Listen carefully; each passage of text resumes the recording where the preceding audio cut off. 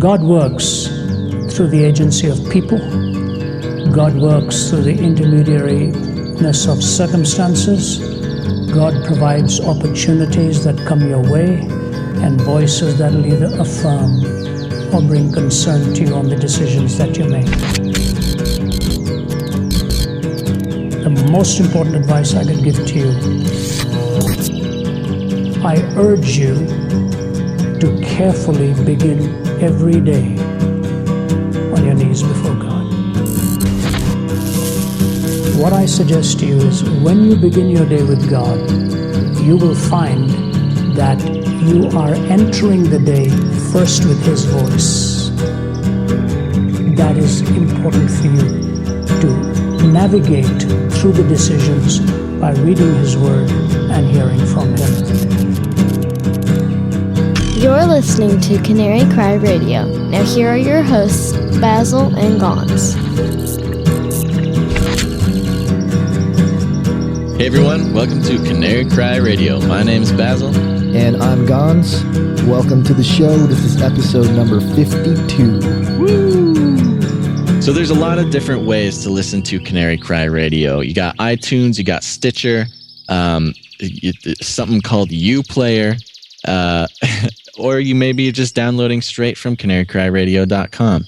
Now, with each one of those ways, there's some things that you can do that will help us out tremendously. If you're listening from your iTunes on your phone or on the computer, make sure to go and give us 5-star rating. Yeah. And also leave us a nice review and let other people know why we're so awesome. Yeah, and those things really help us out to get noticed in the search engine type thing. And we want to get up there and we want to spread the word. Yeah, because there's a lot of shows out there, quite frankly. And they have a lot of 5 stars and a lot of reviews. And so we're just going to catch up. Also, Stitcher, for those of you Stitcher people, you can give us a thumbs up. Absolutely. And there you go. And no matter how you're listening, just, reach out to your software provider and let them know that we're so cool by giving us thumbs up and reviews and all those things. For sure. Okay, moving on. We've got a lot of responses from episode 50, the Catherine Dahlstrom interview, the Children of Angels Nephilim series. Was it 50 or was it 51? I think that was 51. You're right. Yep, episode 51, Catherine Dahlstrom. If you haven't listened to it, make sure to go do that. There's been a lot of responses. Yeah, definitely. And if you want to join in on the conversation, jump on to canarycryradio.com. You can go to the listen tab and go look for episode 51, and you can join the comment section, or you can go to our forum. Go to the forum. Join it.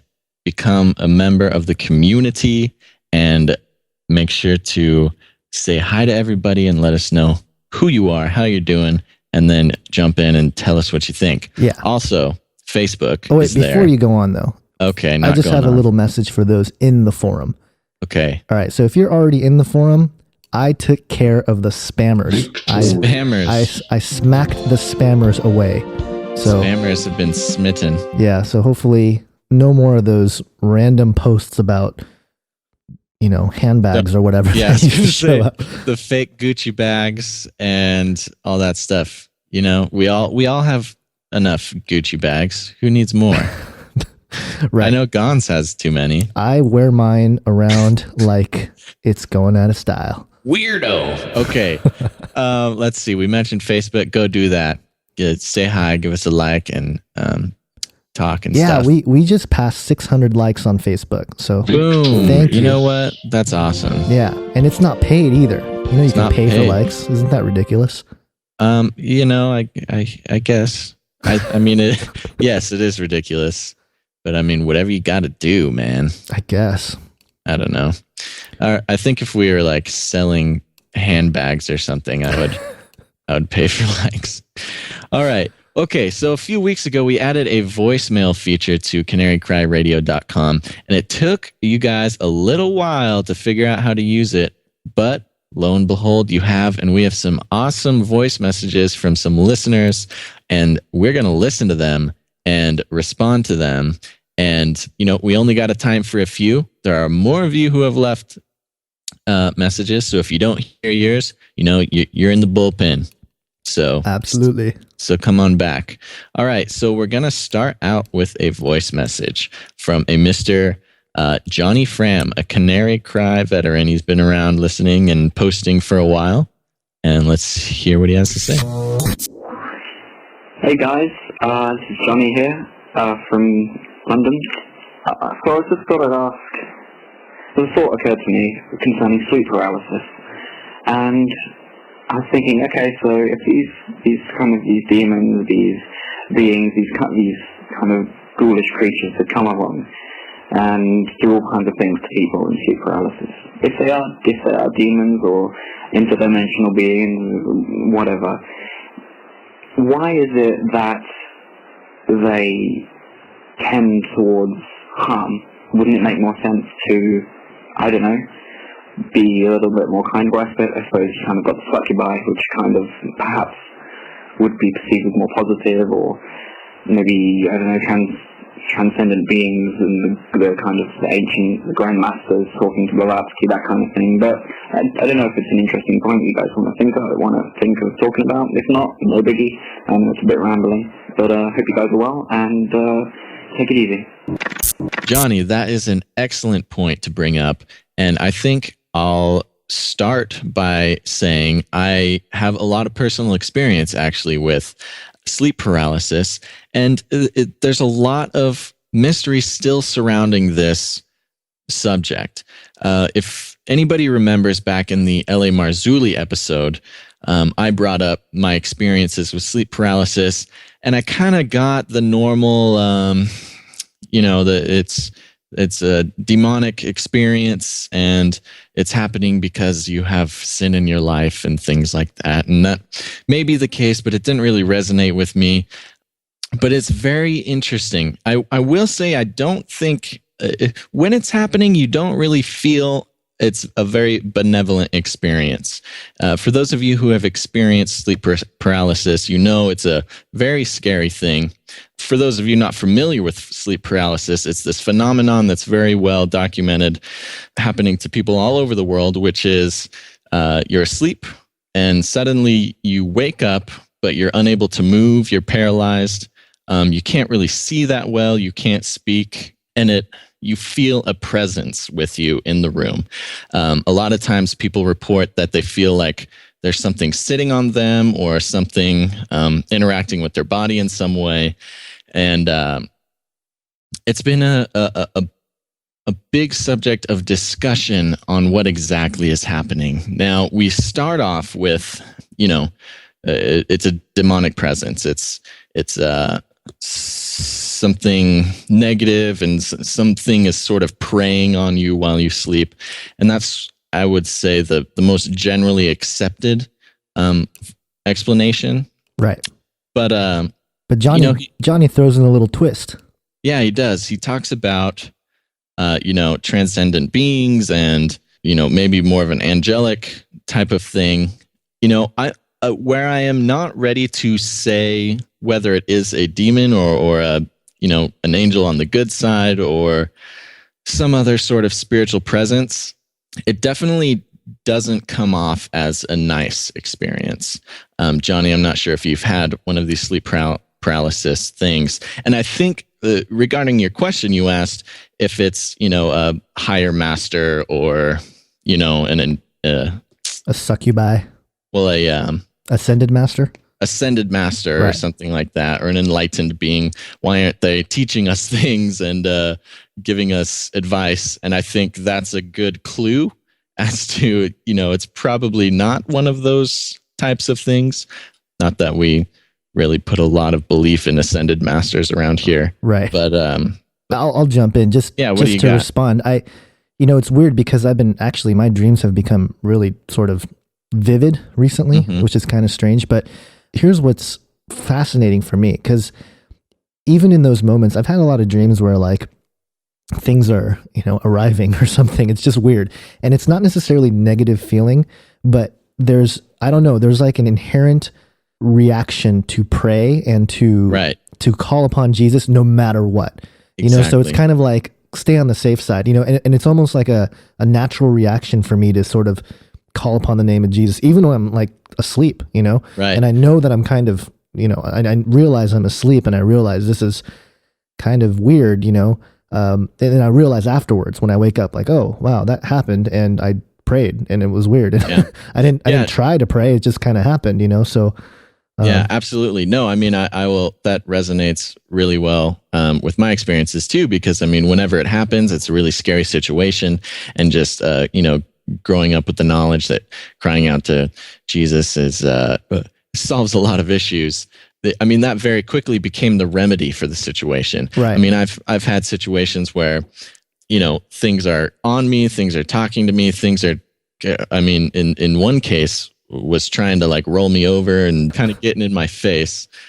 But yeah, and you know, when you really get into it and you cry out to the Lord, you know, it'll settle that down right quick. Yeah, definitely. And one more thing, just you know, because Johnny Fram shouted out to us, I just want to mention that he reached out to us and we didn't really relay this message, and we should have, but he cut his hair. He has some long locks, and he cut his hair for kids, and he donated it to kids to raise funds for Crohn's disease to make, you know, wigs out of real hair. And it looks like he hit his mark, that he was trying to raise the money he was trying to raise. So good job, Johnny. Yeah, Johnny. Nice work. Okay, so that was Johnny from London. Thanks again for that voicemail, and I hope our little few-minute talk here made sense. What else do we got, Gons? Well, we got another message from someone named Ryan Has. Hi, I'm Ryan from the Philippines, and I just want to ask about the Book of Enoch. Is it legitimate, just like all the books in the Bible, and why should I consider it in my research? That's all. Thank you. God bless. Well, that is a very good question. We also addressed this in an episode. What episode was that, Gons? Do you remember? Not off the top of my head. It was an early episode. It's in there somewhere, so go look for it. But yeah. What do you think, Gons? Well, first off, Ryan, you're in the Philippines, man. That's awesome. I would love to visit the Philippines. What? What did you say? Just Philippines. Oh, man. Sorry. The topic of the Book of Enoch, you know, after I put out Age of Deceit, I was criticized, as have other people who have brought up the Book of Enoch in their research by Christians and others who say, you know, how can you use this information? It's heretical, etc. It's not in the 66 books of canon. But my response is, you have to read it like research. You know, it's historical. It's definitely from that era. You know, it was definitely in circulation when Jesus was walking around. So I don't think it's necessarily inspired. I actually don't think it's inspired. And actually, if you read through all the way, it's a compilation of a bunch of writings. So it seems like the first few chapters are legit. You know, they echo many of the things that were talked about in Genesis 6, and they sort of give more detail. However, when you keep reading, it starts to turn really Gnostic, and it starts to I guess, become more heretical as you go along. So I can see how people are concerned, because, you know, there's, I think there are even cults that are, you know, associated with, you know, purely the Book of Enoch. I was going to say, a lot of psychics and things like that will refer to Metatron and, you know, things like that. And actually, go ahead. I was going to say, although the Book of Enoch is referenced to in the Bible, is it not? Well, it doesn't say the Book of Enoch. However, it seems that Jude quotes a few passages from the Book of Enoch. But here's what's interesting. Here's I guess where the danger lies. John Dee, who was a Dr. John Dee, I think 17th century. I don't have the information in front of me, but he was one of the consultants to Queen Elizabeth I. And this is I know this because this is part of something I'm presenting in Age of Deceit too. But he basically thought that he needs to find the secrets that Enoch held. So his whole mission was to discover the alchemical and hermetic, formulas to basically, quote unquote, walk with God, the same way that Enoch did and, live forever. He didn't die. He didn't see death because God took him. Right. So, in the process, John Dee and his partner, I can't remember his name, but, they were like looking into crystal balls, and they were basically communicated in an entire angelic language. So, I mean, again, it can very easily go down that occultic path, and I can see the concerns of people. So I wouldn't take it as so much as, hey, this is pure truth, but it's fascinating to read the first few chapters and see the extra details that may or may not be true, but definitely do allude to Genesis 6. So, but in short, not canon for a reason. Not canon for a reason. Yeah, absolutely. Okay, there we go. Thank you, Ryan Haas. All right, we have one more voicemail here, and this is regarding the last episode with Catherine Dahlstrom. And here's Darnell. Hey guys, I really enjoyed your last episode, Children of Angels. I got the book and I'm reading it because I'd like to see if I can get my daughter interested in it and get her away from the Twilight series. Thanks guys, keep up the good work. Okay, so Darnell is reading the Children of Angels book in hopes of getting his daughter out of reading the Twilight series, which I think is a very noble cause. The discussion is still going on about Catherine Dahlstrom's book, Children of Angels, first book of the Nephilim series. And so now we have Darnell, who has taken a read through it. I must admit I have not read through it, so I don't know exactly how it sits with me yet, but, I will say I would rather my daughter be reading about spiritual truths than romantic relationships with vampires any day. Yeah, so I would agree with you there. So there you go. And I think Catherine Dahlstrom would agree, and she would say that that is accomplishing her mission that she's sent out to do. Yeah. So very good. Absolutely. Let us know how that goes, Darnell. Sounds good. So thanks for that, Darnell. And for the rest of you guys, there's a few more messages that we got, and we will play those in the future. But for now, keep sending your voice messages. Again, visit canarycryradio.com. On the right-hand side, that you will see a little tab poking out. And I believe I made a custom message to our listeners as well in green. Wow. So if you're on our website and this green pop-up thing comes up, that's just trying to prompt you to leave a voicemail for us. So definitely do that. Green, huh? I think it was like neon green or something. I don't know. Green as in go, It's a subliminal thing. Oh. Subconsciously. Okay. Green, go. Do go it. Green. Click here. Record message. Well, just in case it's not green, if it says anything that has to do with voicemail, go do that. I'm looking at it. It's not green. What color is it? It's gray. What? Just looks regular. It says send voicemail. No. Watch. A pop-up comes up. It doesn't always come up though, but it's... Oh, wait. I have a pop-up. Is it green? There's a green button on it. Oh, what the heck? Yeah, I don't know, man. It's supposed to... Don't click on it. It's like... It's just supposed to... Oh, wait. It says, Yahweh bless. Please let us know if you do not want your message played on the podcast. Is your microphone ready? Yeah. Yeah, that's not it. There's a pop. Never mind. Okay. Whatever. Didn't happen. Gon's tried, everybody. But I tried. Well, if it doesn't pop up, nevertheless, either way. It pops up. It's there. Leave a voicemail. Do it now. Okay.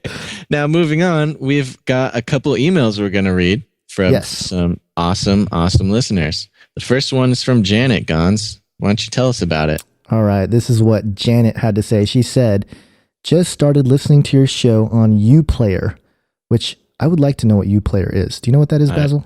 No, I'm sure it's great, though. Yeah. I've been interested in end times prophecy and the book of Revelation since I was a child. My passion for information is driving my husband crazy because he doesn't want to think about it. Classic. Yep. I am 59 years old and find that women don't like to talk about what they are seeing in our world today and how close we are. My father studied prophecy, but died too soon to see the details of how it's playing out. He just died 6 years ago, and to see how fast it's going is amazing. It wasn't as obvious as he didn't have the information from shows like yours and the ability to get the info off the internet. I have been ill, so I have had time to listen, and what I have learned from shows like yours over the last 4 months is fantastic. Have always wanted to know what's coming no matter what. Keep up the good work and enjoy the interviews from your guests. Janet. So thanks, you, Janet. Yeah. And you keep up the good work and keep listening. Yeah, and we'll pray for you, Janet, because it says you're ill and you've had time to listen to us. So I guess it's good that there's something for you to do. Yeah. But we hope that you get healthy and you're able to convince your husband to at least listen to our show. Yeah. Let us know. We'll give him a call. Have a talk with him. Just kidding. Okay, we've got another email from a listener named Julian. Here it goes. I wanted to start by saying I love CCR. I'm a very new Christian and have been listening to your show since it started, and I've re-listened to each episode at least 3 times. That's really impressive, Julian. I know that sounds strange, but Canary Cry Radio, Future Quake, Russ Dizdar, L.A. Marzulli, Revelation Radio, etc. are my church. Amen. I grew up for 25 years as a Jehovah's Witness, and until last year, I was very convinced that they were the truth. Then I started finding out about 9/11 and conspiracy topics and became obsessed with finding out everything I could. That's when my worldview was flipped upside down, and I started questioning everything I ever learned. As I kept digging, I stumbled upon your video, Age of Deceit, and I saw that there was a spiritual, biblical side to all of this. That's when I decided to look to the Bible to find the answers. I read the whole Bible in a matter of months. Impressive. That's very impressive. impressive. He says, I was unemployed at the time. That'll do it. When I did, the Holy Spirit smacked me around and brought me to my senses. The brainwashing, the indoctrination I had undergone for 25 years was broken, and Jesus showed me the truth. Amen.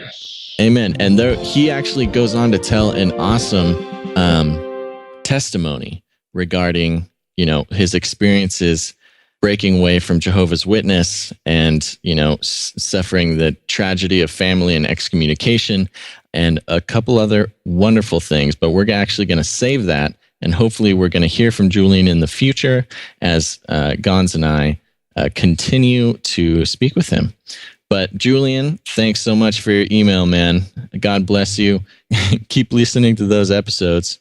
And yeah, thanks for the message, Julian. It sort of, when I first read this, I mean, it was one of those that I was pretty emotional about, because it's like, wow, man, this is the one, man. It's what it's all about. Yeah, and so like Basil said, we hope to hear more from him, and I believe we will, because we got some stuff planned for Julian in the future, and it's going to involve Canary Cry Radio and some cool things. So, all right. So there you go. Should we do another one, Gons? Let's wham bam. Thank you, man. Let's do a couple more. Let's just do a couple more. Let's roll through. This one's from Adam. Hey guys, I'm from Perth, West Australia. That's far away. I don't even think you could get any further away. Your message is reaching out far and wide. God bless for the message you're bringing. I've always seen more to the biblical accounts than standard sermons at church. Through Unbelievable with Justin Briley, I listen to that show. I love that show. And Coast to Coast podcast, I traced you fellows. Your message has reinforced my belief in Jesus the Lord and helped me see I'm definitely not isolated in my fringe-ish beliefs on the cloud the devil has placed over even modern Christianism. Even thousands of miles away, you're making a difference. Thought it might help you to know just how far your message is changing lives. Well, thank you, Adam. You're awesome. Yeah, thanks, mate. I want to surf in Australia. Yeah, I know. You want to what in Australia? Surf. Oh, surf. Yeah. Surf, that's where it's at. I know a few Australian surfers. They're wild dudes. Yeah, I actually raced against some Australian Olympic swimmers, and they were very fast and tall and stuff. It's fast and tall. That's how they like to make them down there. Well, I think swimming is like one of the big sports in Australia, so. I wouldn't know. Anyway. All right, Adam. Thanks, buddy. moving on. Super Tosh. Super This is Tosh. an email from our friend Super Tosh. Just wanted to say thanks so much for all your hard work, your style of presentation, and the fantastic artwork make your site very easy to recommend to people to check out ideas which seem far out to some. Your humor and intelligence make you my favorite podcast. All right. That was me and Gons high-fiving. Just sorting out my PayPal so I can subscribe for $5 a month. Things are a bit tight financially, but what you put out is well worth the contribution. See, Super Tosh, you get it. Thanks. Thanks, you. By the way, have you seen the building they've put up in the center of London? The Shard. The bar in it is called the Obelisk. I haven't come across any other Christians who have noticed this building is super dodgy. I might be going to see a friend sing. I'll let you know if I spot anything interesting. Blessings, brothers. Wow. There's a lot of things to, Super Tosh might be our London architecture correspondent now. Yeah, and I'm actually looking at the website of the Shard, and it's like this big obelisk looking thing made out of glass, and it's you're right, it's in the center of it's called a vertical city, and wow, interesting. I guess we haven't really done stuff like that recently. No, we haven't looked into it, but in the words of Super Tosh, it sounds super dodgy. And let us know if you went to go see your friend sing. Let us know. You should take some pics, send it to us, and we'll talk about it over here. Yeah, absolutely. And again, thank you so much for your monthly support of $5 a month, Super Tosh. We know everything is super tight financially for the entire world, thanks to those big jerks running the banks and things.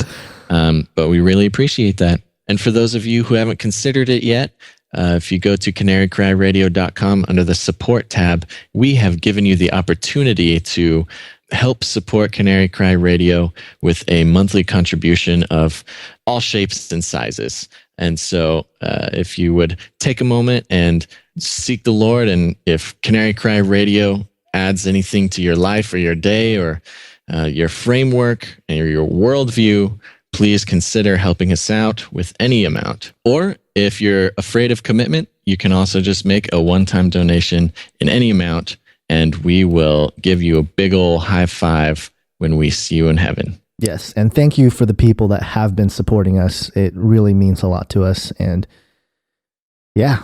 So there we have it. That was a lot of listener feedback contribution. A lot of listener contribution to the show here. So thank everybody for sending in your emails and your voicemails and making us feel the love and keeping us posted on scary buildings. So there you go. Make sure to, everybody, if you haven't done that yet, go do that now. Yeah, absolutely. Just press pause and go do it. Well, let's get on to today's episode, which is an interview with Josh Peck. Woo! Josh Peck! Today we have a guest who is the author of a book called Disclosure, Unveiling Our Role in the Secret War of the Ancients. He's a Christian and a biblical researcher with a passion for Bible prophecy. His mission is to wake up the church to the reality of the Bible, separate biblical truth from church tradition, and provide the solid, raw, uncut truth of God's word to any and all who will listen. It's Josh Peck. How you doing, Josh? Doing great. Doing great. Thanks for having me. Awesome. Good, absolutely. Yeah, I'm especially excited for this episode. Not necessarily because I've read his book in entirety, but because I'm looking forward to it from just what I've gotten to look at in the past couple days. Gons, however, being the good reading Christian boy as he is, Reading Christian gone through boy. it. I don't know. That's just a thing, I guess. It's a thing. Okay. That's a thing. Be good reading Christian, boys and girls. Yeah, that's what it's all about. Yep. But anyway. Josh Peck's here. So, so again, thank you for coming on the show, Josh Peck. How are you doing tonight? I am doing fantastic. Glad to be here. Okay, Awesome. good. Well, let's just to introduce you to the audience. Can you tell us a little bit about yourself and what led you to write the book? Sure. I was Well, I was born and raised in a very traditional, legalistic Baptist background, and it's not so much. I don't have anything against the Baptist Church. I mean, they introduced me to Jesus, and that's where the foundation of my faith came from. And I especially owe that to my grandparents and my mom for keeping that instilled in me. But when I became about around 10, 12 years old, I started having some questions that just they couldn't seem to answer. And we were a King James only church, so I couldn't read that. Being 12 years old didn't make any sense to me. So I couldn't find the answers for myself. I couldn't get the answers from the preacher. And the go-to answer I would always get for my questions was, well, you just got to take it on faith. And while that is, it's good advice, but it's also kind of a cop-out if I'm asking if, aliens exist or something. Well, just take it on faith. It's not really, doesn't really answer. So after I was about 12 years old, I kind of fell away from the church back, like the organized religion kind of thing. I didn't fall away from God or Jesus, just the church itself, I guess. I kind of did my own thing for a few years, wasn't having too much fun with it, and God got a hold of me and brought me kind of back, but not back to the church, just back to Him and through His Word. And so I got back in the Bible. I started reading a New Living Translation so I could actually understand what I was reading, and things started clicking, started making sense. So the whole process took about 10 years to get me back to where I was an actual daily devoted practicing Christian and all that. Right. Well, then after that, God started bringing me, after He solidified the foundation, He started bringing me into more prophetic things. And then that was where it was like my eyes were opened and my passion was ignited and all this. And I started getting really excited about it. And God took a couple years with that. And after that, He's like, okay, He kind of said in my spirit, I've showed you all this stuff, but I don't want you to just sit on it. I want you to go out and tell other people too. And I started thinking back on how just throughout the whole process, how much time God took with me and the exact way that He did it. He started off really slow and in showing me the differences between church tradition and biblical truth. I don't have a problem with church tradition as long as it lines up with the Bible. The problem is a lot of it doesn't. So God started me with real simple and easy to understand things like the tradition that says Adam and Eve ate an apple in the garden, and that was basically what encompassed the first sin. But when you look in the Bible in Genesis, it doesn't say apple; it just says fruit. So it's a small example, definitely not like a salvation issue or anything like that. But that was one of the first things God showed me that opened my eyes to see, like, oh, something's being preached in the church that actually isn't biblical. So that led to more in-depth things, and after a while, got into all the prophetic things, because through that's where God really put in me, all right, if the church can get something so seemingly simple as the difference between apple and fruit, what about more important things? Maybe things that are salvation issues or prophetic things. So once I started thinking about that, I started reading the Bible as an actual literal book instead of a book full of just symbolism and, anything can mean whatever you want it to mean, basically. Once I started reading it as a literal book, it redefined my entire faith pretty much. I started to see it as a book that really is alive. I started seeing verses that I knew very well, knew by heart, but seeing them in a whole new light.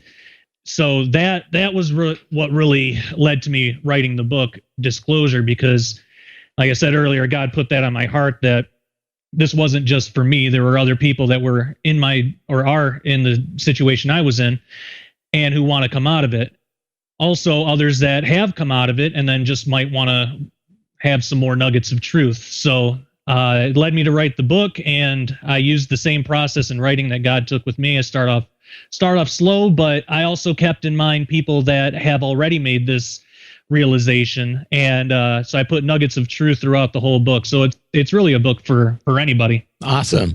Now, you talk about sort of solidifying a foundation of understanding, and for your own personal beliefs when it comes to God. And the first 5 chapters of your book or so is devoted to really putting down a firm foundation of understanding of the war that you talk about. Now, 5 chapters is a lot of chapters. So you obviously put a lot of value in a firm foundation. How did that come about? It's a lot of book space. Oh yeah, absolutely.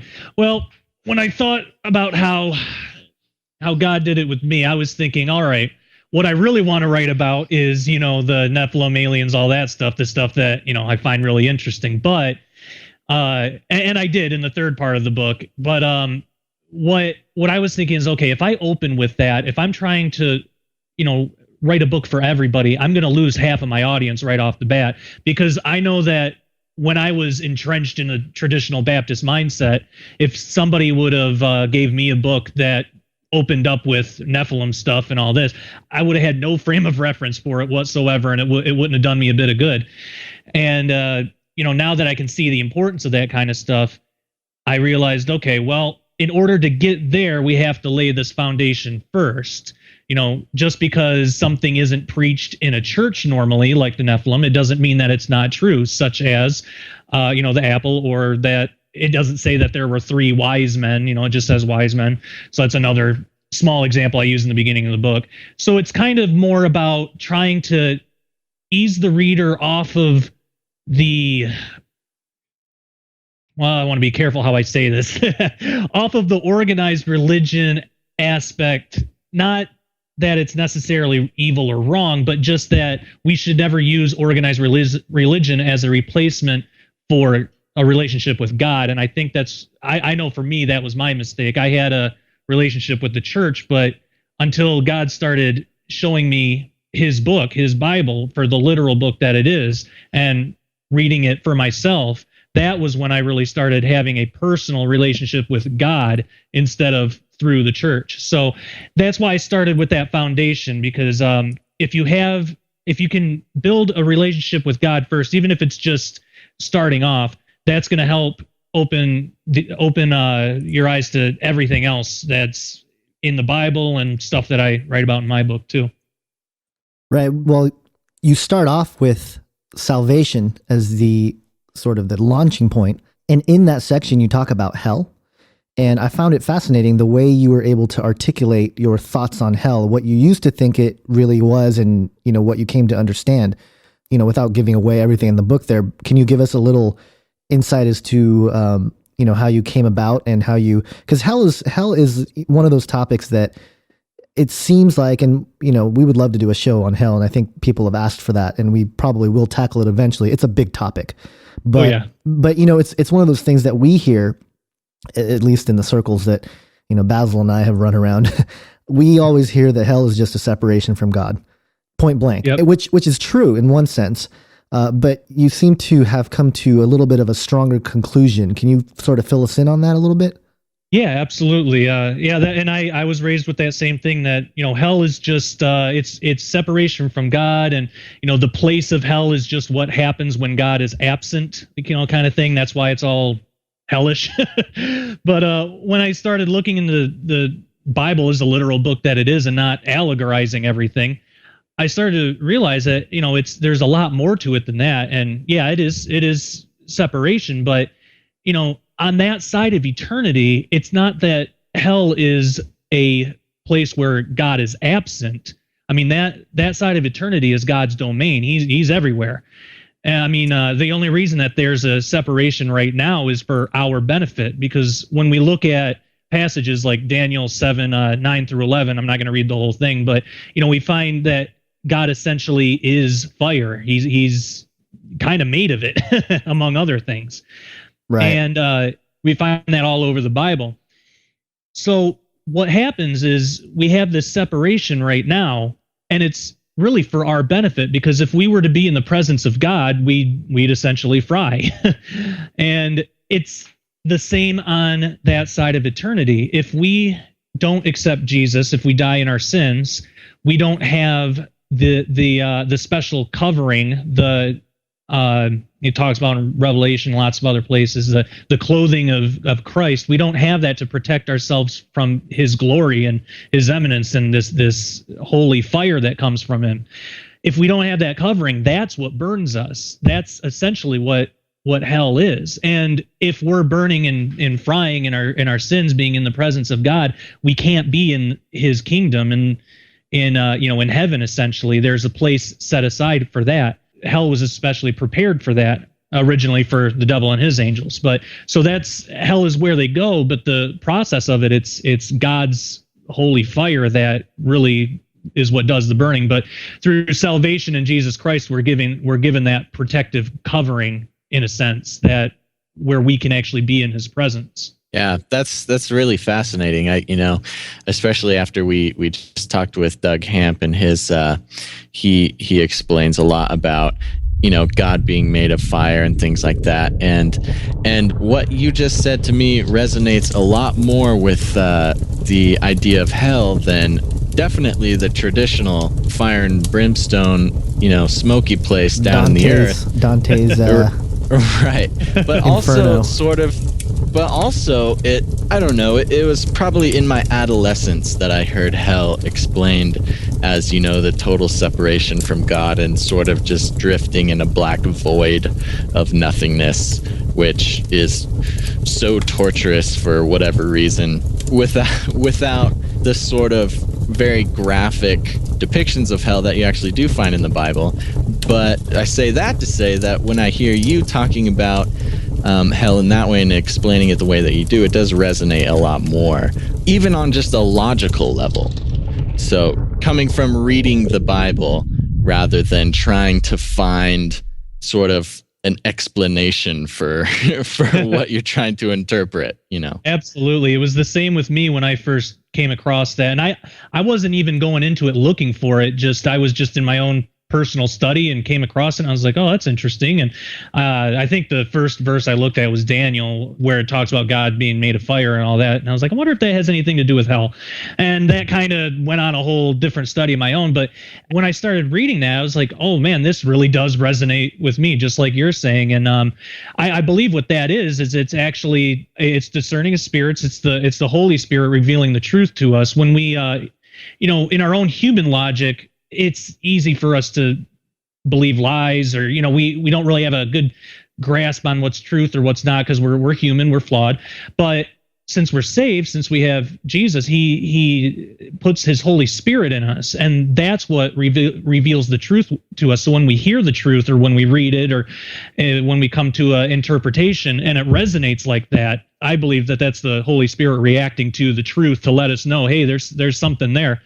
So, I mean, it's right. Definitely an awesome gift to have. So yeah, I mean, when I first read it, it resonated with me too, and I ran with it. And then later on, I came across Doug Hamp's stuff, like what you were saying, and that confirmed it for me. So right. I mean, it's awesome. Yeah, definitely. It's like it's gonna be hell, not really. It's not really a place. Yeah. So another topic that I, just real quick, we can just sort of jump from topic to topic here, because you tackle a lot of stuff here. I really like this section, salvation misconceptions. And you go after this idea of once saved, always saved. And, this is, I've seen debates and stuff online over this topic. And what did you come to? What was your conclusion as you looked into this topic here? Well, when the way that I was raised, there's a lot of different versions of the once saved, always saved doctrine. Some are closer to the biblical truth than others, but the one that I was pretty much raised with was a little different than the one I tackled in the book. I was raised, you'd say the salvation prayer, and if you mean it in your heart, then you're saved, and so on and so forth. The one that I really attacked in the book is the one that really seems to be on the rise in the church now, and it basically states that if you have this prayer, you can just say it and like it's a magical incantation or something. Right. And it doesn't matter if you don't really know if God's there. It's just kind of like an insurance policy, but you say this prayer and then you're saved and you don't have to do anything with it. And you don't ever have to pray again, or you don't have to have a relationship with God or anything like that. That's the version that I really went after, because it is so ridiculously unbiblical. and it's definitely on the rise in the church. One of the passages that God really first showed me in understanding this whole concept of what it really means to be saved was Matthew 7:21-23. I'll just run through it real quick.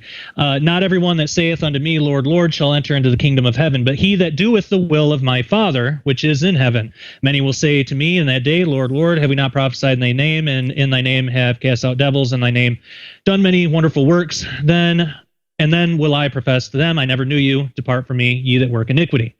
So when I first read that, in understanding, this was one of the verses that I've heard, ever since I was a kid, but it didn't really click until I started looking at it literally. I realized, wow, there's going to be people that believe they're saved and they're not. I mean, according to this, it sounds like that some of them can even cast out devils in the Lord, in Jesus' name and all this, but they're still not going to make it into the kingdom. So, Of course, naturally, I got a little worried. Yeah. I was thinking, well, how does that apply to me?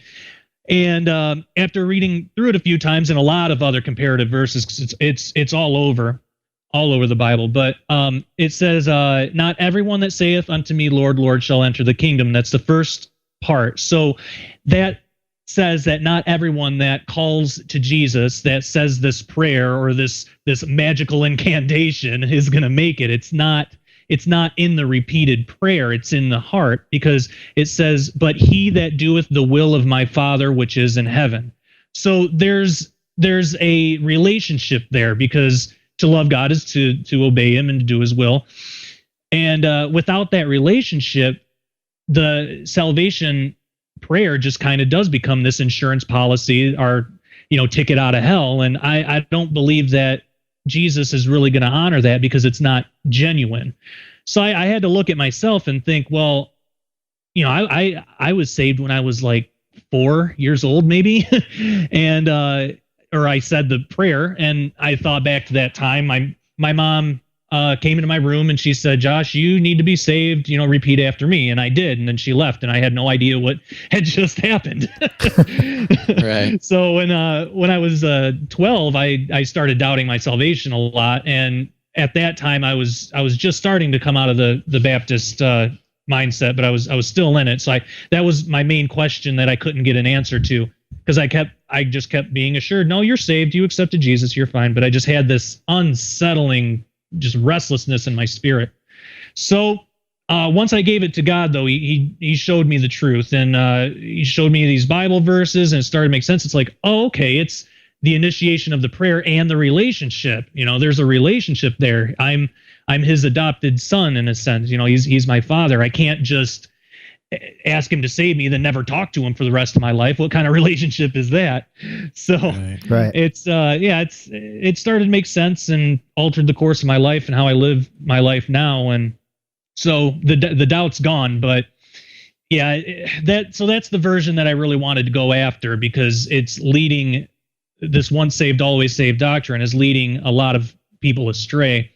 Also the idea that you can't lose your salvation no matter what you do, which I used to believe that. And, in a sense, I gotta say, like, I don't think that you can accidentally lose your salvation. Like, I don't think if you commit one sin, then you're going to hell. If you don't, if you're saved, you're probably fine. I think it takes a really conscious free will effort that you would have to actually really turn your heart away from God and deny him and all this. And I think that there's a lot of Bible passages that speak to that effect too. But this once saved, always saved teaching that's on the rise now says, oh, go ahead and sin, live in sin. You're saved, so you're fine. Right. And I can't say that I believe that anymore. Yeah. And I like that you named this section laying down the foundation or something to that effect. And, I'm enjoying this because you really are sort of going through some of the basic elements, but this is all leading up, ladies and gentlemen out there, this is all leading up to the aliens and the Nephilim and all the crazy stuff. So I like that we're taking this road for people that, again, I think your goal for the book was to sort of hold people by the hand, if you will, and, help them go up the steps, because, like you said at the beginning, the Nephilim topic is a big topic, and you don't want to drop, obviously you don't want to drop a Nephilim on someone because, But this idea of once saved, always saved, I like that you went after that because, and I think it pertains to, end times prophecy, because the Bible talks about, the apostasy of the church, which means that people are going to turn away. Literally, they're going to physically turn away and perhaps lose their salvation. So I like that you tackled this here. Well, you go into some things to separate, I guess, Bible tradition, and you continue on in that vein throughout the first 5 chapters here. What are some of the things that you wanted to tackle as far as in the sections of seeking truth, and just the methods that you took there to I guess challenge some of the I guess traditional biblical views on things? In Seeking the Truth, that was one of the most important chapters for me to write, because in there I talk about how important it is to go back to the original languages, and that was something I definitely wasn't brought up in. I was brought up with this theory called divine translation, which basically states the King James Version Bible is exactly like a perfect translation of the Greek and the Hebrew original manuscripts. So there's no need to look at the original manuscripts. You can just take the King James Version and it's fine. Right. And it's so ridiculous, because it's like, well, the King James, even though that is, it's my go-to translation for the most part, because the benefit of the majority. But when you read it, it's in English, but we don't talk like that anymore. It's not even really perfectly translated into our own modern vernacular. I will do in the midst thereof, neither hearken unto thy voice. So how could I expect it to be perfectly translated in that sense of understanding from a totally different language? So in Seeking the Truth, I go into an example of John 21:15-17, where Jesus is talking to Peter, and it's where he keeps asking him, do you love me? Do you love me? Do you love me? And at the last time that he asks it, Peter is grieved, and he says, oh, I love you. When I first looked at that as a child, I was like, what's going on here? Why was Peter grieved because Jesus wouldn't leave him alone about it, or like, I had no frame of reference. But when I went back to the original Greek, it's like, oh, these are different words. Greek has I think 3 or 4 different words for love. There's different types of love. We just have the word love. And so while that passage is technically accurate, we really lose a lot of understanding if we don't take it back to the original language. Because when Jesus first asked Peter if he loved him, he was using the word agape, or there's different ways to pronounce it, but it just basically means like the highest form of love, and is comparable, not equal to, but is comparable to God's perfect love. And I say that because there's a misinterpretation that says agape is God's perfect love, and it's not. It just means the highest form of. But anyway, so the first couple times that Jesus asked, that's the word he was using. But when Peter answered, Peter used the word phileo, which just means like a friendship type of love. So that would be like if I asked my wife, do you love me more than anything in the world? And if she says, yeah, I like you, you're all right. It's kind of like that. And then the last time Jesus asked, Jesus says, use the word phileo. That's why Peter was grieved. Because Peter, I think, kind of realized there, I don't have this highest form of love for Jesus, and due to his humanity and all that. Without going back to the original languages, the whole meaning of that passage is completely lost on us, and it's so important because it has to do with our own relationship with God and love and all that. So that's what I really focused on in that chapter. Right. Well, that's, again, very important to laying down the basics and a firm foundation of modern Christianity and breaking away from finding the truth rather than just the traditions that we're used to. Now, moving on into the next part of the book, now that you lay down this foundation, well, now where do you go from there? How do you start moving us into the next section here? Yeah, so after that foundation, we can get into some deeper things. And now that we have that foundation, the deeper things will start to make sense. And I decided to start the second part of the book with the topic of forgiveness, because I think that I know I had a lot of misconceptions about it. And, I had a lot of pretty messed up stuff happen to me in my childhood. So I carried around a lot of unforgiveness. And I didn't really realize what forgiveness was. In our culture nowadays, we kind of look at forgiveness and trust as the same thing, but biblically, it's not. They're two completely different things. So growing up, when I would always hear, you have to always forgive, I thought that meant that I would have to put trust in whoever I was forgiving again. And but Jesus says in Matthew 18:15 through 17, I'm just going to paraphrase here, but basically, if somebody commits a sin against you or somebody does something wrong, Jesus lays out the process of how to work it out. And first he says to go to him privately. Second, and if that works, then all's good. If not, bring a couple of people that are unbiased and try to work it out that way. If that doesn't work, bring it up with the church. And if that doesn't work, then basically treat him as a heathen, get him out of your life pretty much. And the funny thing is, right after that, Peter asked Jesus, well, how often should I forgive my brother? Until 7 times? And Jesus says, no, until 70 times 7.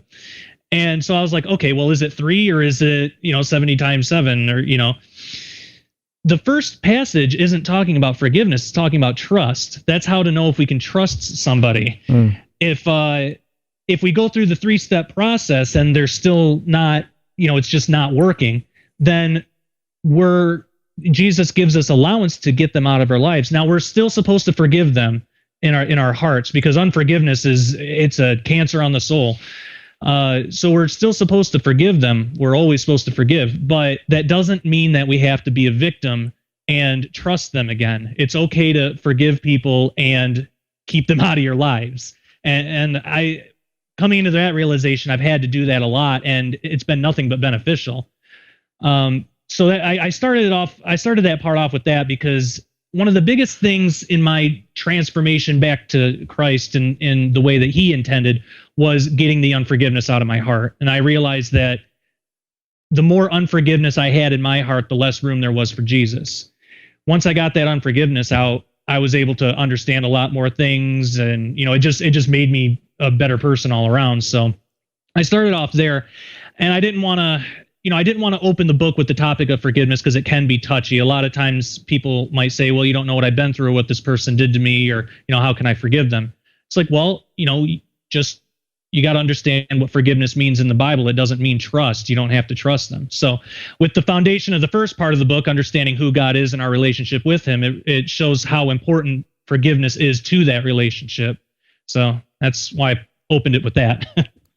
No, it's really good. And I noticed also at the end of just stepping back just one step, you do talk about necromancy right at the end of the first 5 chapters, I believe. And so, yes. I thought that was a good way to sort of drop, one of the more, I guess, paranormal or supernatural elements, just to have it in there. And then, and then you go right back to forgiveness and trust. It's nice. It's a nice little ebb and flow. You continue on, you talk about distractions and you talk about idol worship. And I thought it was interesting what you talked about in idol worship, because, it's hard for us in this culture, having idols is sort of a normal thing. It's almost seen as a good thing, right? They talk about athletes being good role models, and, we idolize musicians and actors, and, there's a level of acceptance of what an idol is. And so I thought you did a good job of actually going into the Greek and sort of, digging into the words and what they mean. And what was the conclusion that you came to with this idea of idol worship? Well, the conclusion for me when I first realize this is, wow, I got to make a lot of changes. Well, our typical view of idol worship, the view that I held and those who I have talked to in the past about it, our typical view is, we think of idol worship as like kneeling down before an altar to a false god with incense and candles and all this, and this big theatric display. But again, in biblical classification, that's part of it, but that's not the whole story. When we look into the Greek and really realize what an idol is and what worship is, it's so much broader of a sense. And, an idol can be literally anything. It can be anything at all. It doesn't even have to be like a real thing. It can be an idea or a fantasy or a goal. I mean, it can be anything. And worship, in a sense, it doesn't have to mean always like worship in the sense that we worship God, or worship in the sense that, we make a big display about it. It can just mean like a reverence or a strong liking, or anything that will create that feeling in us that God really should be creating, I guess. Right. Yeah. And so looking at idol worship, I started to think about myself, and I wrote a little bit about that in the book. And yeah, I mean, all of these things too, in the book, I put my own personal examples, because I know a lot of these things can come off as preachy. So I put my own examples in there too, to say, hey, I'm preaching to myself too. I mean, I definitely wasn't perfect with this, and I'm not perfect with this now, but I'm still learning and improving. So this isn't like a beat you over your head kind of book. It's just, let's learn together. I went through this, I want to help you too. So for me, I'm big into music. I love music. And I started to realize, it was really easy for me to say, I love this band or I love this song. And I started thinking, well, how often do I ever declare that I love Jesus like that? Almost never. And that really got me thinking, like, wow, the percentage of how much I openly declare that I love all these worldly things to how often I say that I love God, it's like ridiculous. So, and it's not necessarily to say that those things are wrong or evil, but when they start to take place of God like that, it can become idol worship in a sense. Right. So God kind of took me there and had me make some changes. But I mean, it's all beneficial though, because when we make those changes and put God first, we actually gain a real godly appreciation for the things that we might love, like music or whatever. Since I've been putting God first in it, and like say with God in music or God in TV shows or whatever, putting God first, I now have a more real appreciation for the things that I would always say I love. Like it's hard to explain, but it's almost like seeing it through God's eyes and appreciating it in a stronger sense than we would be able to in a worldly, human sense. So there's definitely a benefit there. Right. And you just, it's funny. You just mentioned how you're trying not to sound preachy and stuff like that. But I think it's kind of funny that one of the sections that I think you do sound the most preachy is the little next section on sorcery. And it's, that's a really interesting topic, because obviously it's relevant to our day. It's more so than I think people realize. I think I saw a article, don't quote me on this, but I believe 70% of Americans are on at least one prescription drug, and I think 50% are on at least two. And, that's a lot of people taking pills for, whatever's going on. And, that's a whole different topic that we can jump into at some point, in a future episode, just looking at the pharmaceutical monster and how it's tied in with the whole elite program and everything like that. But what kind of things did you sort of attack here? Because it seems like you were going after people that drinks alcohol. You come off as this holy, like I never dropped I've never touched a drop of wine type thing.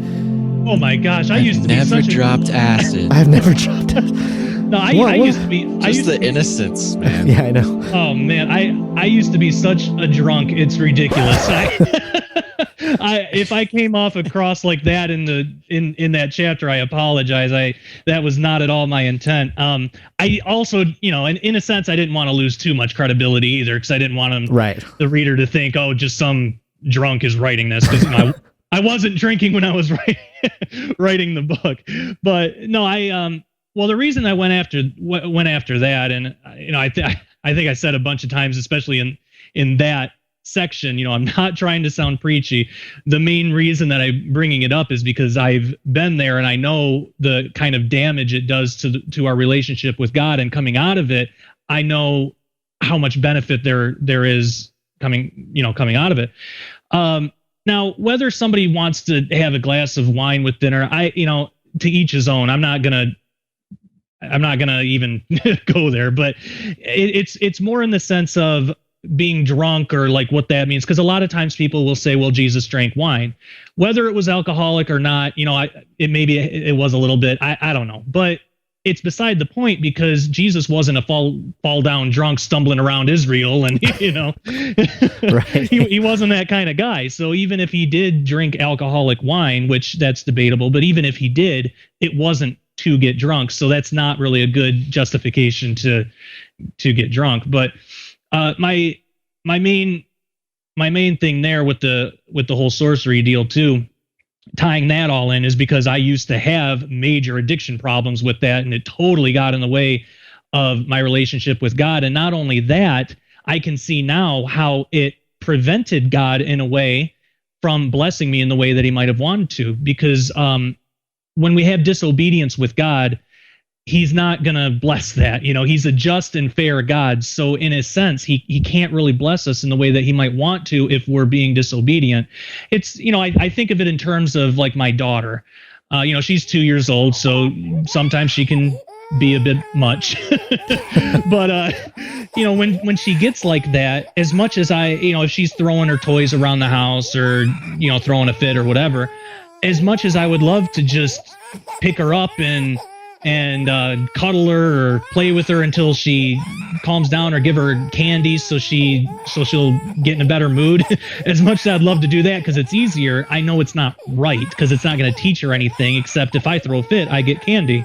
It's kind of the same sense with God and us. He's our Father. He's there to teach us. If we're involved in these behaviors that he specifically puts in the Bible that, not to do, and but continues to bless us anyway, and we don't have any relationship problems with God from it, then what is that really teaching us? That's just allowing us to get away with it. And again, as much as I tried to not sound preachy, I also had to, God laid on my heart, like, okay, you got to be bold with this and just put out the truth and not be too apologetic, because it's an important message. So I wrote in there that I've had problems with this in the past, so I'm not judging. I'm trying to teach from personal experience and from the Bible. Another thing with me was prescription painkillers. I have a bone disease that can create a lot of discomfort, and because of that, I was prescribed prescription painkillers. So that was legal. That was like, in the worldly sense, it was totally fine for me to take those. And for years I did. And now I'm not at all giving out medical advice here. I'm not saying that if you're on a prescription that to stop taking it, I'm not saying that. That's between, you and God. But for me, I started to see, it started off with just a small dose, but it got all the way up to like Oxycontin and all like this ridiculous stuff that was just zoning me out. I was doing no good for God when I was feeling like that. And it didn't get rid of the pain totally anyway. So, God kind of laid it on my heart. Okay, you got to get off this stuff, because he's like, let me worry about the pain. Trust in me. I'll help you through it. Just get off these pills. And that's when I started to see, I'm using these pills as a replacement for God, because I don't have enough faith in God that he can take my pain away or heal me even. So I'm using these pills as a crutch. Since getting off those, again, it's been nothing but benefit. My pain's gone down drastically, and I've been a lot more clear-headed, obviously. So, yeah, with that chapter, I tried hard not to sound preachy, but I think a lot of my boldness might come across that way. But, again, I've been through all this stuff myself, so I am the last person in the world that has a right to judge anybody on it. I'm just speaking from like a personal standpoint. I was there. I know what it can do.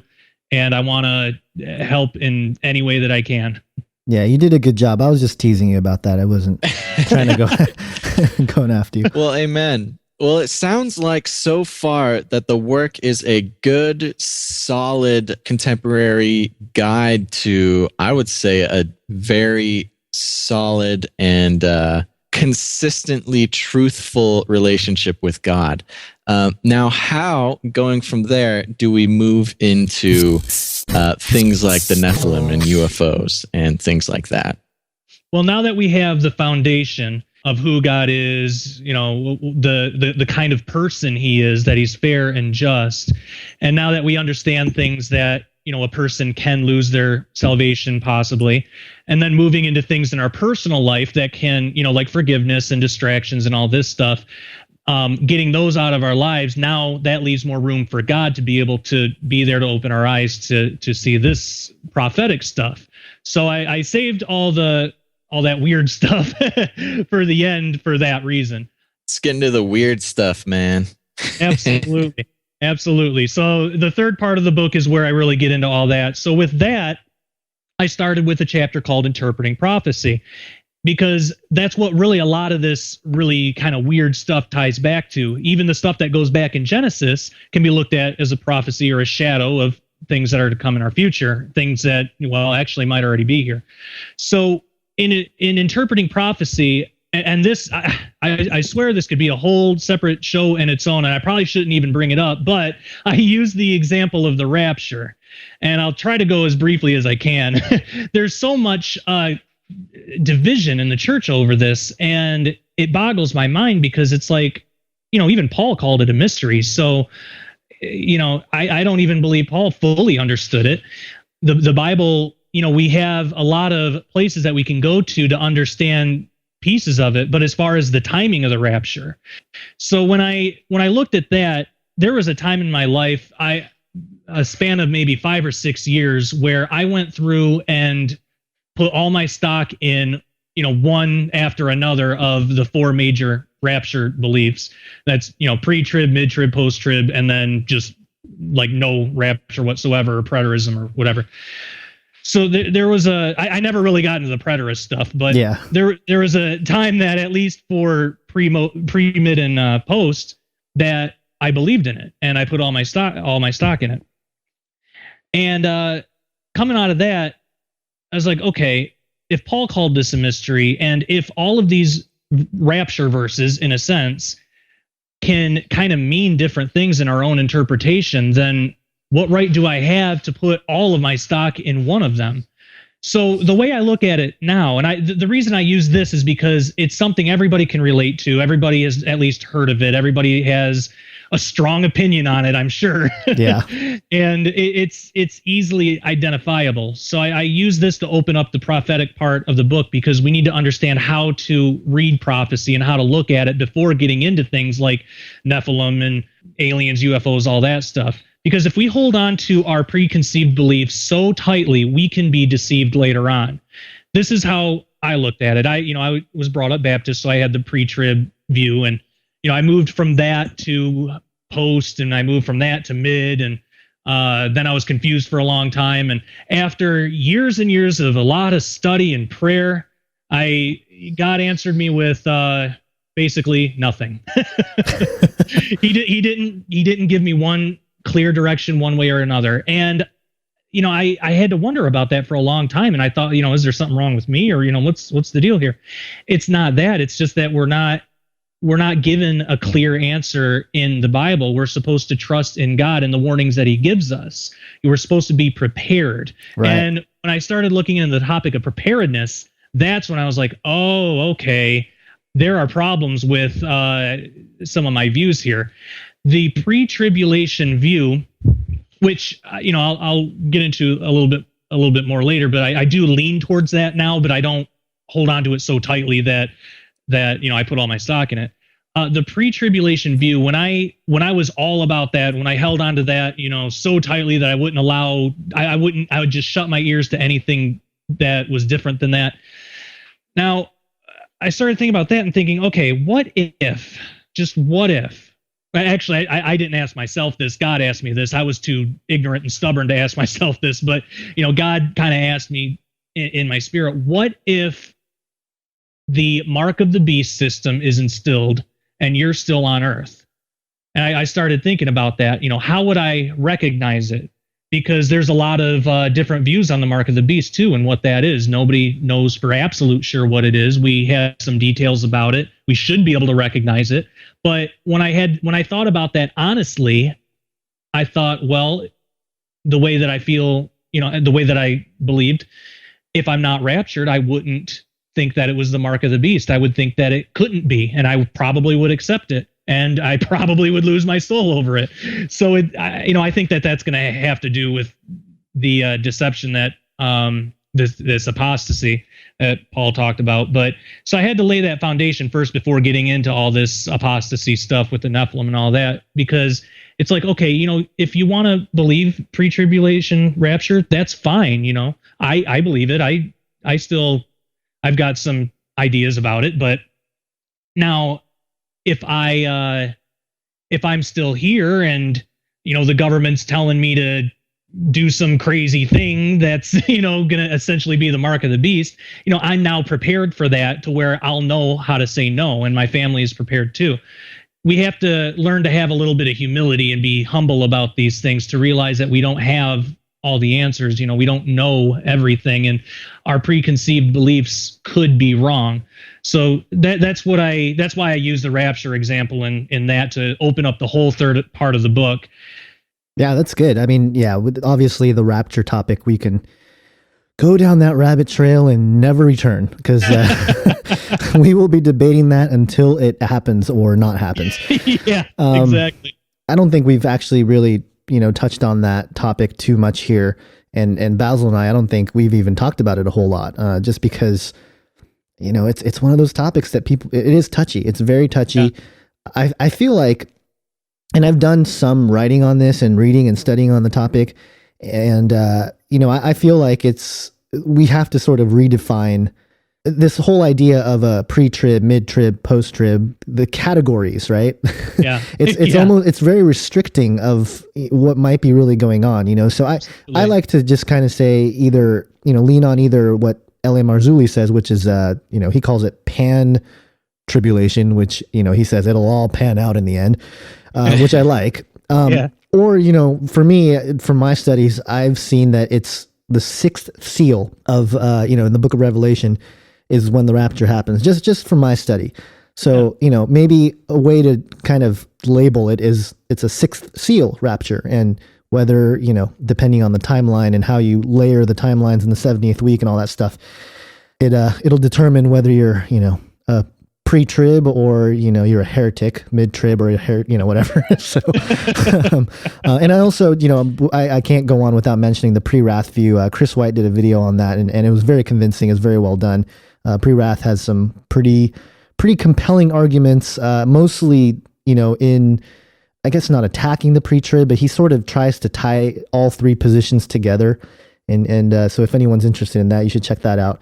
Possibilities are endless. Yes, absolutely. And see, I don't think, when the Bible talks about the rapture, I think that it's so vague because that's not the main point. Like, right. I don't think that Jesus really wants us to focus so much on the timing as for the reason and the after effects and all that, because we're always told to be prepared. Right. One verse that's commonly misquoted is, I don't have it right in front of me, but basically where, no man will know the day or the hour, that right. Jesus said, and not even he knew the day or the hour. And a lot of people will take that and attribute it to the rapture. But when we look at it, it talks about the heavens passing away and all this stuff. That's the day of the Lord. That's when, the veil is brought down in a sense, or the heavens are rolled up like a scroll. And right. That's basically kind of like the last day on earth.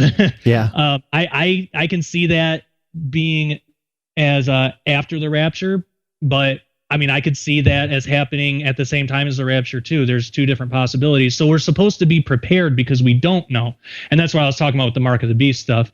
And on the same note as that, people that may hold the post-trib or, whatever you want to call it view, there could be some danger there too, in the sense of unpreparedness, because if we think, well, there are still prophecies that have to be fulfilled before this is going to happen. So I can get caught up in this sin and, repent for it later because, I don't have to worry about just being caught up one day in the middle of doing whatever, so there's a little bit of dangerous thinking there too. But, I see benefit and I see disadvantages with every view. So it's all about just taking what Jesus said about it, what Paul said about it, and being prepared for anything that's biblically possible, and just having a strong relationship with God, whatever happens. And that's how we're going to avoid the deception. It's not going to be the timing of the rapture, that it's going to be what we do before it happens, or when it happens, or if it happens. Yeah, I think what you're referring to, Mark 13:32, but concerning the day or that hour, no one knows, not even the angels in heaven, nor the Son, but only the Father. And I think logically speaking, it's like that for a reason. Perhaps a few things. Perhaps God didn't reveal it to us because, number one, we would become complacent, or there's all sorts of dangers, right, with knowing exactly the timing. But number two, I think he kept it out of the Bible, as a clear timeline, to also not give it away to Satan, not allowing Satan to really be like, oh, okay, I know when this is going to happen. So, let me ramp up. And the other, kind of in conjunction with that, perhaps God is, he hasn't necessarily decided when the rapture is going to happen. He left it open possible. So that, it's well, obviously he knows exactly when it's going to happen, but from kind of a human view, I guess you can suggest that maybe he's looking at how things play out, and depending on how we respond, on our end as the church, maybe he goes, what, pre-trib, you guys aren't going to make it, but yeah. I can totally agree with that, because I mean, even in when God was going to basically kill all the people after they came out of Egypt and start all over, Moses kind of convinced him not to. Right. So, I'm sure God knew that was going to happen, but still, in a sense, his mind was changed. Same with Sodom and Gomorrah, and Abraham talking to him about, if there's 50 righteous or Lot or whatever, and if there's 10, and right. So in a sense, there might be things that God might still be open to one way or another. I definitely believe he, knows, but like you said, in a more human sense, yeah, I could see looking at it like that too. Right. Well, okay. So here it is. You drop the bomb. It takes 12 chapters to get there, but but you get into the Nephilim, and of course that's a really hot topic. It's if you got Nephilim in the title of your book or something, and then people are gonna flock to it and stuff. And so, what is, from your research, what did you find out about the Nephilim? What was your where did your study lead you on that topic? Well, it led me. Well, it all starts in Genesis 6, as we are probably well aware of now. But when I was raised in the Baptist church, we did hold the view that it was literal angels with literal human women. So there wasn't the Sethite theory stuff that I didn't have to deal with that. I actually didn't even hear that till I was in my 20s or something, and by then I already had enough understanding of it to see how ridiculous that was. But so the subject of the Nephilim was actually existed in your church as a kid. Let's see. It was there. Well, it was. I'll say this: it wasn't denied. It wasn't ever taught about. But when, on the rare occasion that they would ever go to the Old Testament, if they were reading in Genesis, they would read over that, and they usually just left it alone. But if I had a question about it, then they would say, yeah, that's, literal angels and human women. But that was like the extent of it. Nothing, like the word Nephilim never came up. And we just kind of understood. I remember in Sunday school, we'd have these little cartoon books of like these giants of Goliath. And he was like a little bit taller than David. And, it's just this unbiblical, like kind of view of what the giants were. Just, But once I started reading for myself, I was like, oh, these guys were huge. I mean, he towered over David. It wasn't that he was just some 7-8 foot tall guy. It wasn't comparable to giganticism that we might have nowadays in some people. I mean, this was like huge beyond belief. And I believe the pre-flood giants were even bigger than that. But anyway, when God brought me through Genesis 6, it's actually kind of funny that you brought up LA, because that's kind of what opened me up to it originally. I was first time I ever heard about that. I was watching It's Supernatural with Sid Roth. That just happened to be on the TV, and it was a day like any other. And this was I was still kind of in halfway in, halfway out of my traditional Baptist mindset. I was just kind of doing my own thing and trying my best to learn at a snail's pace. And I saw this guy, L.A. Marzulli, on It's Supernatural, and he was talking about the mark of the beast. And I've always been interested in prophecy, so I was like, oh, okay, I'll check this out. And it was that show that just completely, like, it honestly changed my life. Before that, I wasn't a biblical researcher. I wasn't writing books. I was barely even reading the Bible. But when he started talking about the Nephilim and all this, it was like, is that really in the Bible? And of course, I had to go and look at it myself and research it out. And it's like, wow, yeah, it's all over in there. Like, I can't believe I missed this big of a piece of ancient biblical history and prophecy because of all the prophetic implications. So it totally transformed my life in a sense. I really believe in my life God used LA to kind of steer me into where God wanted me to be, and that actually was confirmed later when I actually got to meet LA and talk to him. But so that's why I left that for the third part of the book, because it is such a big topic and it takes a lot of foundation before being able to accept it. Because again, when I was in the traditional mindset, if I had the question, what are these giants, or what, and if they were telling us, oh well, they're the Nephilim, and they're going to come back someday, and I'd say, well, where is that? And I would have had no frame of reference for it. So that's what led me there. Yeah, it's funny. We Basil, I don't know if you ever heard the Nephilim be brought up at our location there. No, but I have. It's actually a kind of a funny story. Our church goes through the Bible, the 1 year Bible type thing. Oh, and okay. we went through, obviously, it's one of those books that they give you that has, a few verses from Genesis and then a few from the New Testament. And it kind of just swaps all over, but you get through the Bible in a year, and, we'll do it together as a church and whatnot.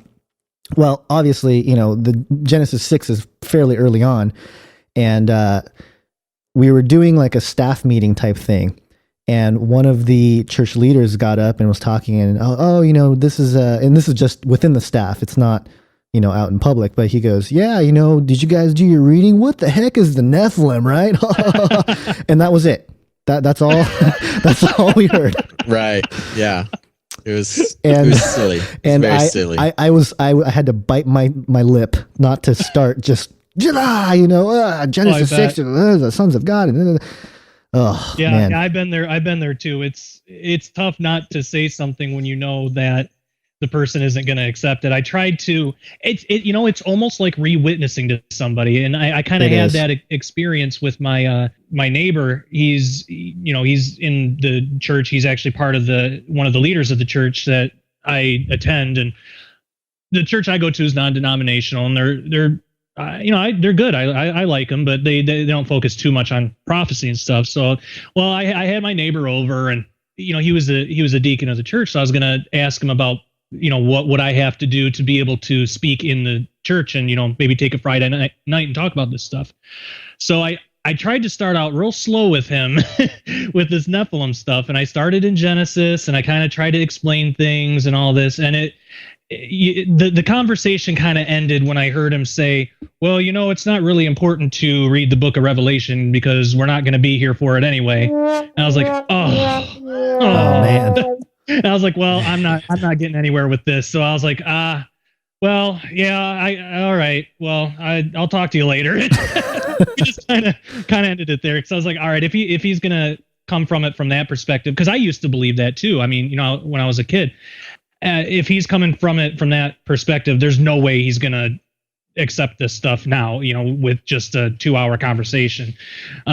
So I kind of used the first 11 chapters of the book to get into this Nephilim stuff for that very reason. If by chance a more traditional person like that might pick up my book, I'm hoping that with that progression, it'll make sense, because the topic of the Nephilim, it's like the missing piece of prophecy in the Bible within the church. It's never talked about, and now I understand why. I believe the enemy is obfuscating it from the church because it's so prevalent and so important. And if you don't have the understanding of who the Nephilim are and what they are and what they might be now and that whole thing, it's going to be, in my opinion, very easy to be deceived when this apostasy comes. Yeah, this great deception. Definitely. And it's funny because it's sort of the elephant in the room. You know, it's like it's this big topic that really doesn't get addressed. And I think Satan has done a good job, not just with the church, but just having the, once the scientific revolution happened and empiricism and all these things came into play, the cover up of some of the remains and things that, we hear rumors about. And even actually, there's a guy named Steve Quayle that I think our audience is fairly familiar with. And he wrote a book called Giants, or Genesis 6 Giants. And he documents like hundreds of articles that came out, over the last 100, 200 years that talked about literally, giant bones that were discovered and things of that nature. And of course, some of them may be hoaxes, some of them may be sensationalized stories and things like that, but it's definitely out there. And the fact that it's not discussed, and the fact that it's sort of almost ridiculed, if you sort of talk about that, I think it's a testament to Satan's ability to not have us really be awake to that topic. And I think that's why it has something, I think you'd agree, Josh, that it's a big part of the end times deception. What, if any, verses did you find that referenced the Nephilim that you didn't expect to, or, you read it before and knew about it, but, are there any verses that jumped out at you, with this new context of understanding the Nephilim?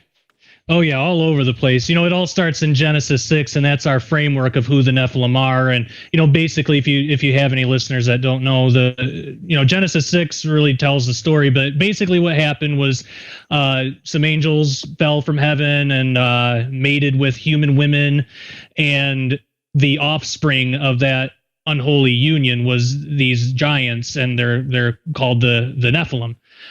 So, and that kind of goes back to church tradition too, because church tradition tells us that angels are these ethereal beings that have no kind of physicality. But when we look at the Bible, and this is what really surprised me, because I used to believe that. And when I actually looked in the Bible about what angels are, they absolutely have a physical body.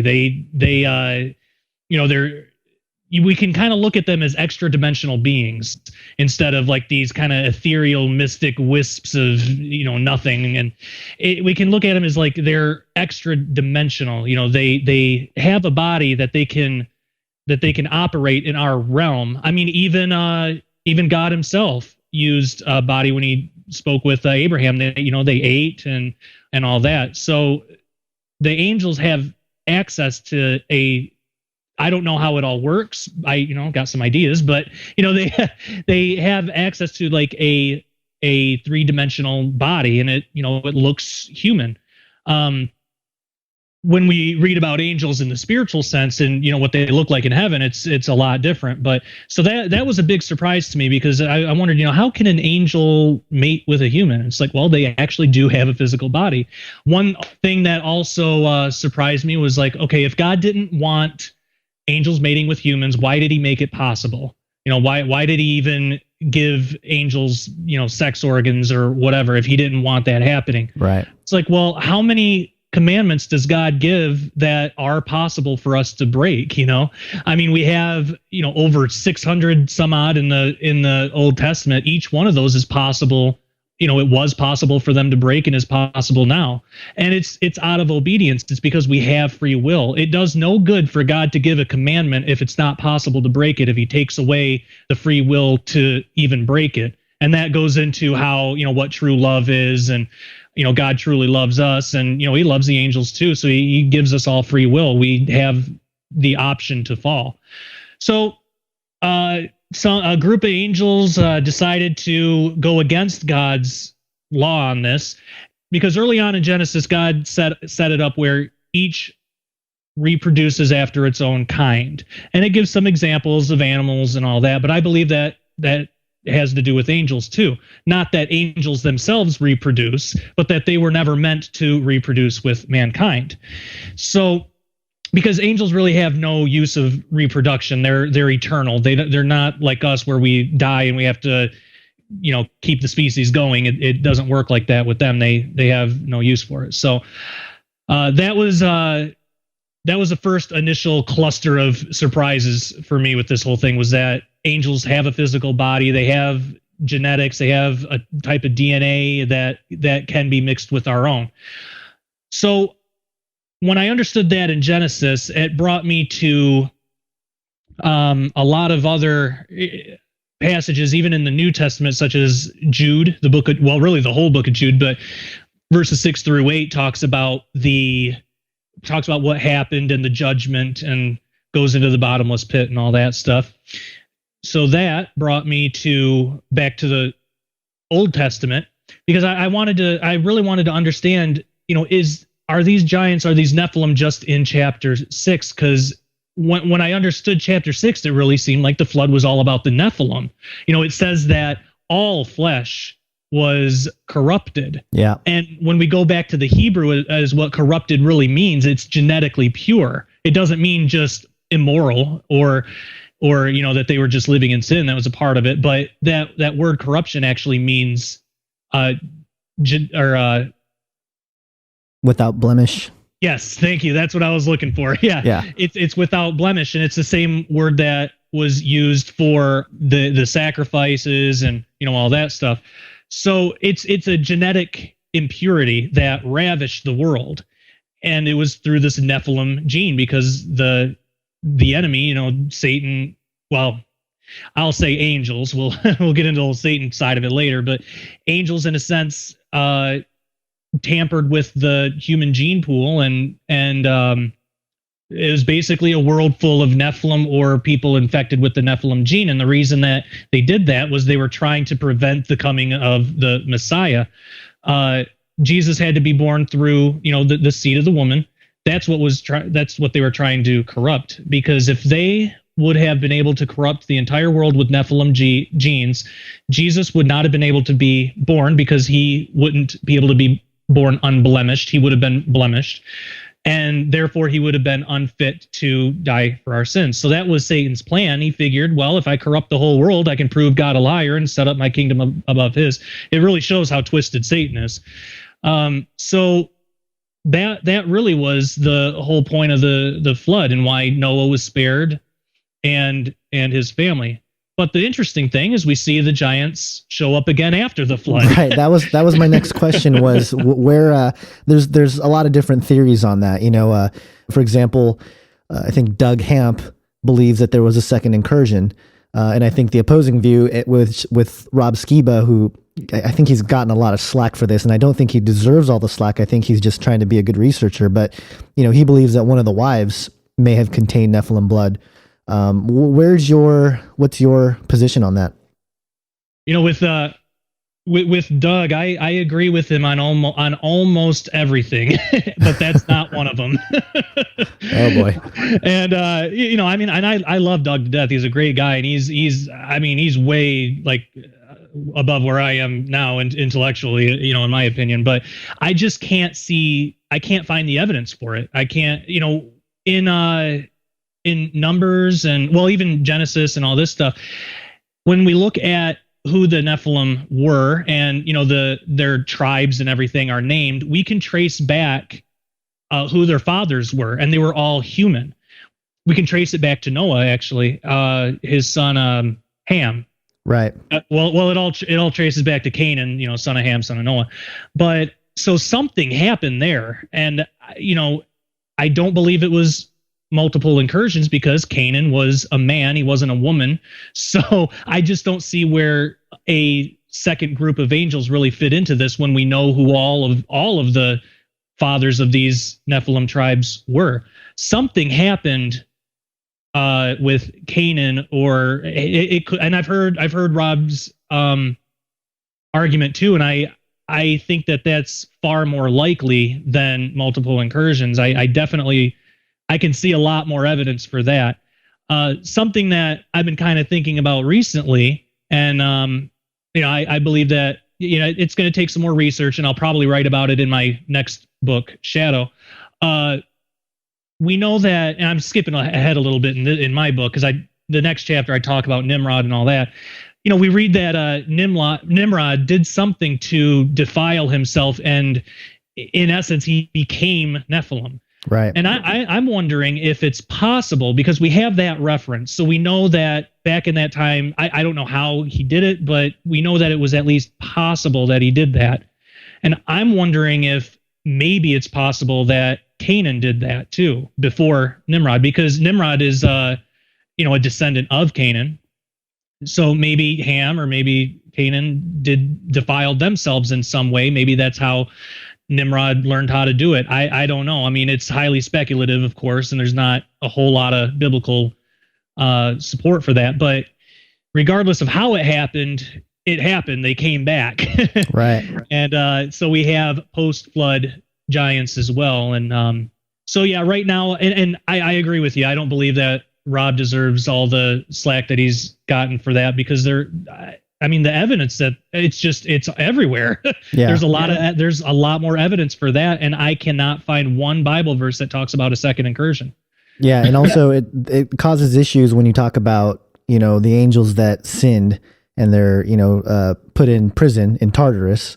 Yeah. Right? I mean, did God, was it a continual patrol system going on? And, there they go again. Let's go round him up and take him to jail. Is that, or was it, the one-time thing in the flood? And also, I heard somebody, I can't remember where I heard this. I apologize if you're listening and I'm stealing your stuff. I'm not trying to, but just another theory is that once the flood happened and post-flood, the whole earth, the waters come back down and everything else, there had to be carcasses of Nephilim everywhere, right? Yeah. So in essence, they could have some access to Nephilim genes. Absolutely. Yeah, and that goes back to Ecclesiastes 1:9. I think it's 1:9. That basically says, there's nothing new under the sun, and right. If it hath been in the past, it's going to be again. Basically, just history repeats itself.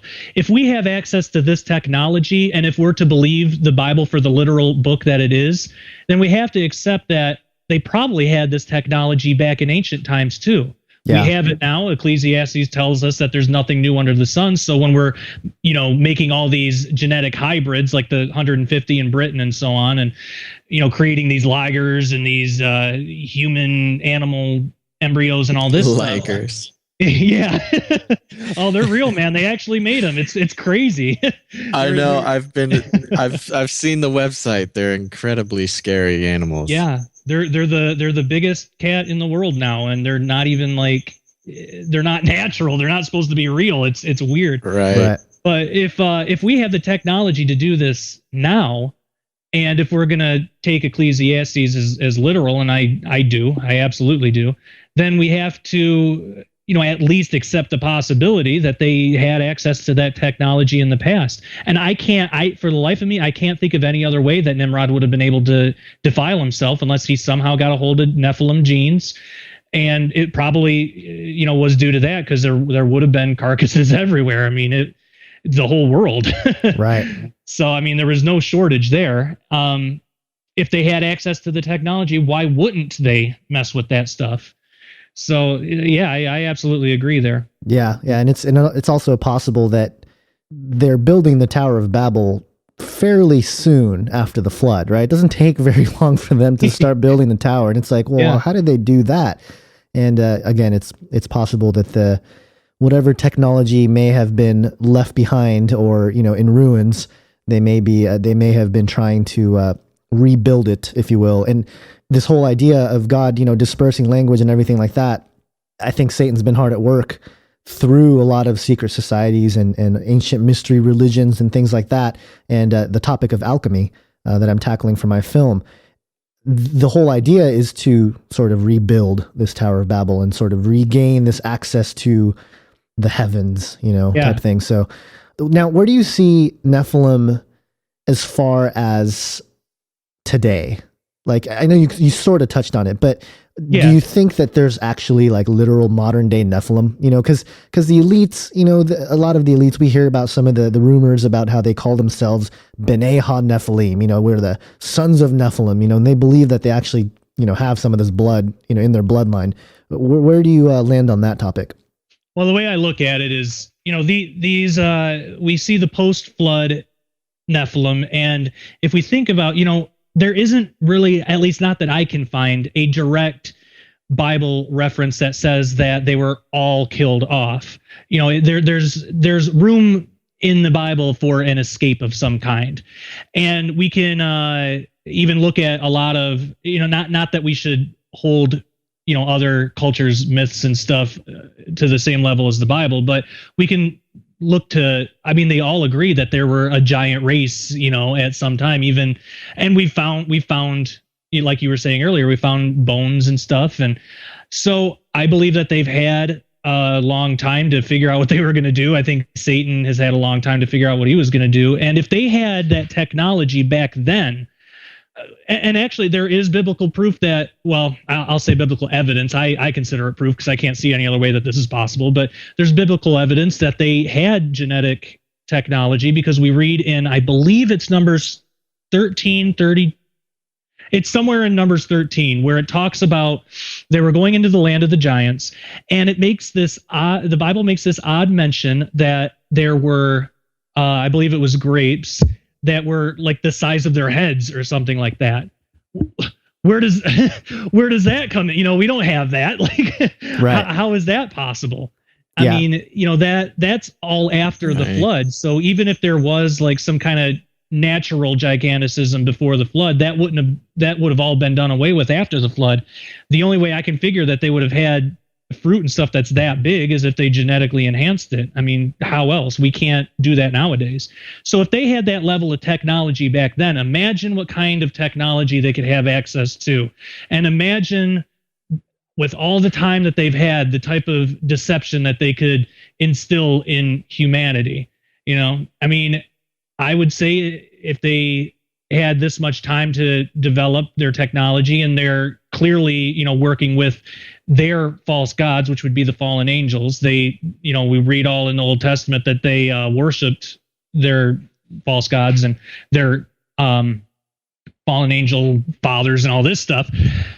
If they had time to work with them and had these thousands of years, what is their level of technology today? And what is the only thing that we see that could be a representation of that technology?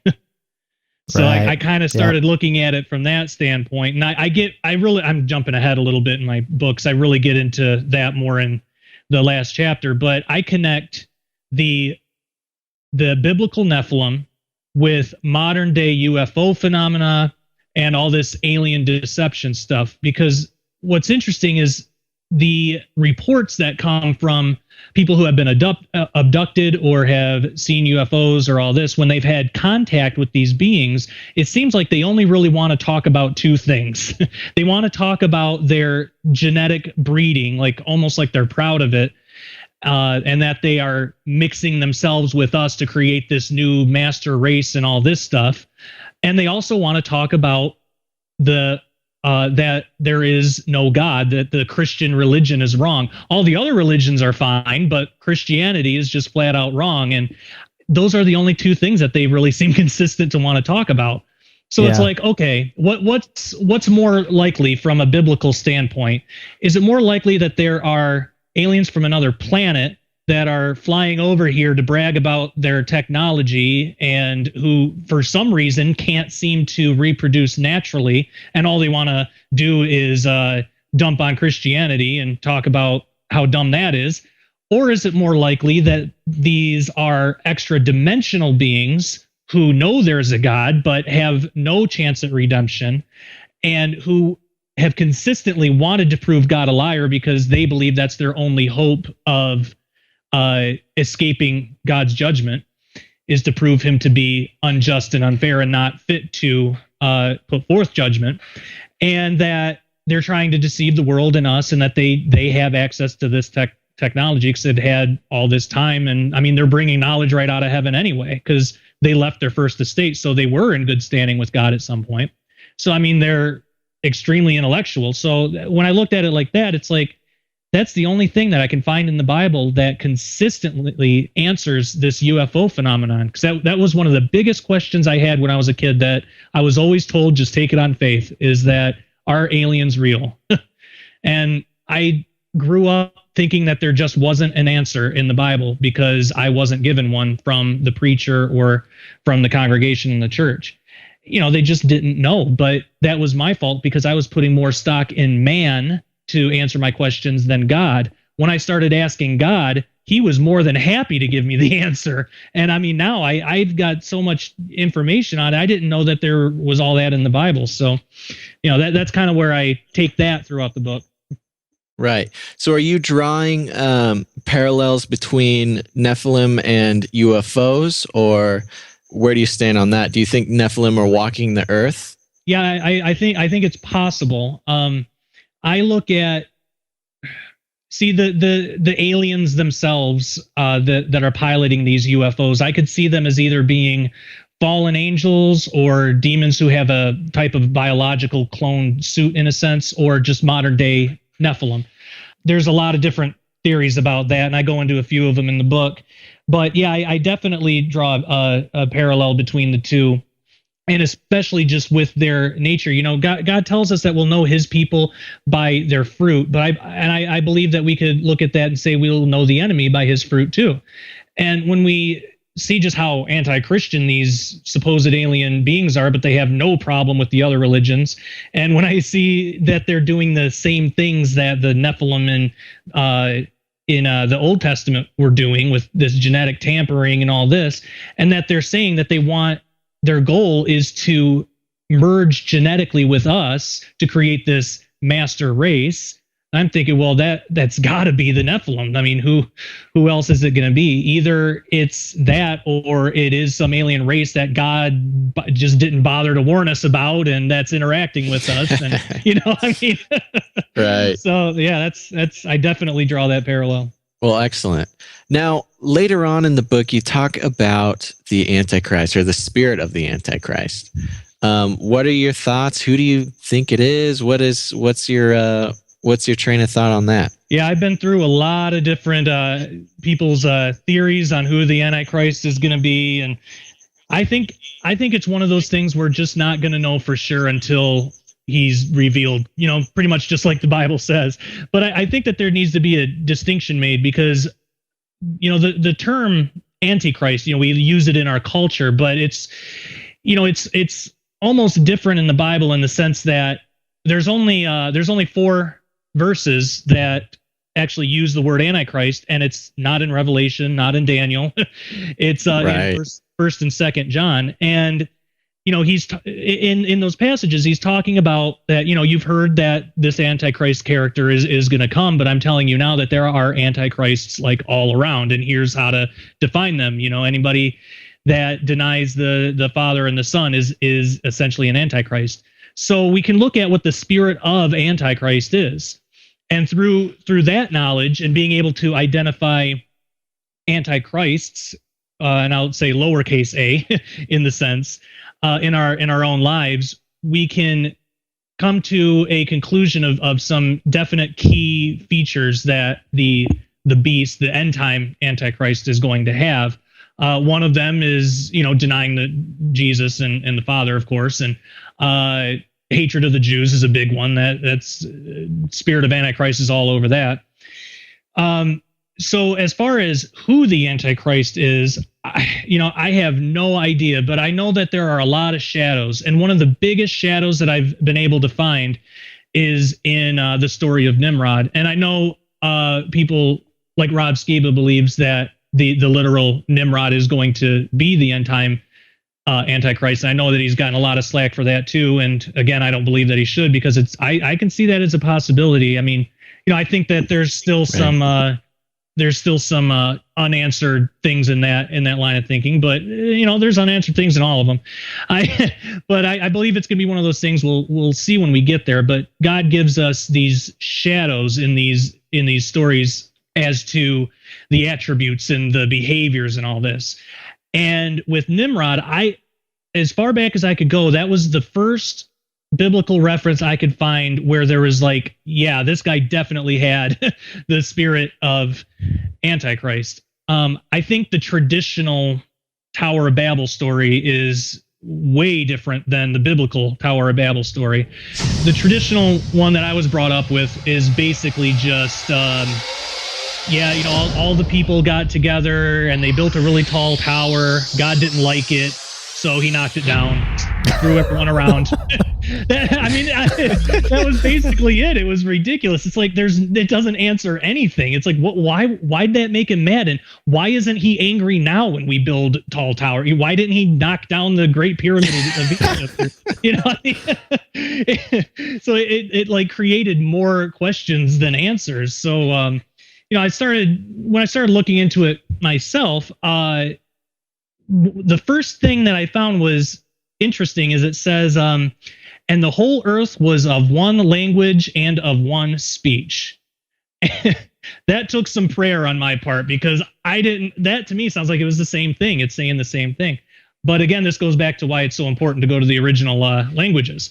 The word language there, the whole earth was of one language, comes from the Hebrew word. And again, I'm not like a biblical, or I'm not a Hebrew scholar or a Greek scholar in any sense of the word. I'm just a guy with a Strong's Concordance. So this is something anybody can do. So I would hope that those listening wouldn't be intimidated by this, because it's super easy. You don't have to be a scholar. It'd probably help, but I'm sure I'm not 100% right on everything. Well, but it's the beauty of the time. I guess some positives of the times we're living in is we all have access to concordances. Yes, absolutely. And we have access to the Doug Hamps of the world that actually do know the languages very well, and that have written a lot about it. And it's so that's a big help too. But yeah, the first word there, language, comes from the Hebrew word sepet, and that does mean language, like what we talk with, But the word speech comes from debar, and it means like a way of thinking, or like-mindedness, and I would say religion. So the whole earth was of one language and one religion. That's the difference. That's when I came to that conclusion, I was like, oh, that reminds me of Revelation, because that's what the end times are going to be like. Maybe this is a shadow and something that can be compared to it.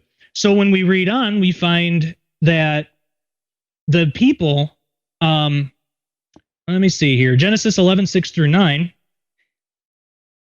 Nope, Genesis 11:3-4. Sorry, the people of the earth, they said that they wanted to build this tower and the city and all that whose top may reach unto heaven, and they give the reason why. It says, lest we be scattered abroad upon the face of the whole earth. Now, the traditional view of that is that, they were afraid that they were going to be, scattered among the earth and their languages changed. They must have known what God was going to do. That's not what the Hebrew says, though. The Hebrew, looking at that part, scattered abroad actually means dashed to pieces. Their view of God was this maniacal monster that was gonna take out a sword and just cut them all up into literal pieces and kill them. That's what they were afraid of. So it's like, we have to think, where did they get that? Obviously it's from not having a right relationship with God, but I would attribute it back to Nimrod. I don't know if Nimrod got it from Canaan, or how that, the Bible's not specific on how that twisted view of God came to be, but by that time it was. And I believe that we're going to see that more in the end times too. And when we look at what these aliens are telling people, they say that there's no God, but there's like a force in the an impersonal force in the universe that we can tap into if we want, and all this. So, it's just a twisted view of what God is. So that was definitely interesting to me. And so going back to the Antichrist, we find out that Nimrod did something to himself to defile himself. The verse, excuse me, the verse is Genesis 10:8-9, and in English, it just says, Cush begat Nimrod. He began to be a mighty one in the earth. He was a mighty hunter before the Lord, where it is said, even as Nimrod, the mighty hunter before the Lord. That's a really easy passage to gloss over because it doesn't really seem like there's much there. It's like, okay, Nimrod was a mighty warrior. Okay. But again, when we look at the Hebrew, it is something that we lose the meaning in English. The word began there comes from the word halal, meaning to bore or wound, dissolve, profane, break, all this stuff. So when it says he began, it means he profaned or defiled in some way. So he defiled himself in some way to be a mighty one. Now, the word mighty one there is really interesting in itself. That comes from the word gibor, meaning powerful, by implication warrior, tyrant, also giant. Now, the word gibor doesn't always have to mean giant, but giant does come from that word gibor, because even David was called a mighty one, in a sense. So we have to take it in context, but it has that reference. He began to be this gibor, or this giant. And when we pair that with the word from begin, that's where the meaning starts to become apparent. He defiled himself in some way to become, in a sense, Nephilim. We can look at the word hunter, which comes from the Hebrew word sa'id, meaning to chase, also catch for food. There's a lot of varying theories on that, but when it says he was a mighty hunter before the Lord, in the Hebrew, he was like a gibor hunter, or a giant hunter. So the question comes up, well, was he a giant who just hunted, or was he a hunter of giants? I think it's both. I think that he did something to himself to become Nephilim, and he hunted other Nephilim. It goes to the whole cannibalistic thing, and I don't know the reason for it. I don't know if it was religious purposes or to strike fear in the heart of his enemies, or just because he could. But in Numbers 32 or 13:32, there is reference to that. It says, "The land which we've gone to search it is a land that eateth up the inhabitants thereof." So the land eateth up the inhabitants. Well, it was inhabited by Nephilim, so I take that as, there's some kind of cannibalistic tendencies there. But the main point is that Nimrod did something to become this kind of half human, part Nephilim, with angelic, some kind of angelic powers of some sort, and he used that to his advantage to rise up as the leader of this worldwide system with Babel and the city and all that. Now, that's not something that's traditionally told, because all of those details are found in the Hebrew, and I go way more into it in the book. But we can look at that as a shadow for the coming Antichrist, the actual Antichrist, the beast. And I believe that's what it means when it says that Satan gave the beast all of his power and all that. I don't believe that when the original angels fell and mated with humans, I don't believe that Satan was a part of that group. Now, I believe he was probably fallen by that point, absolutely, but I don't believe that Satan himself mated with a human woman yet, because he's not in the bottomless pit, and we know what the judgment of that is. So I believe in the future, Satan, probably through some sort of genetic means, is going to offer his DNA to whoever he chooses as the Antichrist, in a sense. And it's going to be a Nimrod situation all over again. This person is going to accept the DNA of Satan. And I think that's also how Satan is able to kind of get away from the judgment of the bottomless pit for a little while, at least. Because when Jesus comes back, he's thrown into the bottomless pit, but only for 1,000 years. Whereas the rest of them that actually had like direct sexual relation, they're just in there forever. But right. So Satan gets out. I think he's kind of got like a little loophole thing going, where like if it's genetics, maybe the punishment isn't quite as harsh. I don't know, but So we can look at that. So when this stuff does start to happen, then we'll know who the Antichrist is, because I believe after the Antichrist accepts Satan's DNA and becomes Nephilim himself, I think in some capacity he's the Antichrist is going to offer his new formed DNA to the rest of the world. I believe that's what the mark of the beast is, and I think that's how this ties into this whole alien deception of hybrid aliens and humans and all this stuff. I think that's all going to be part of this this great deception. Right. Yeah.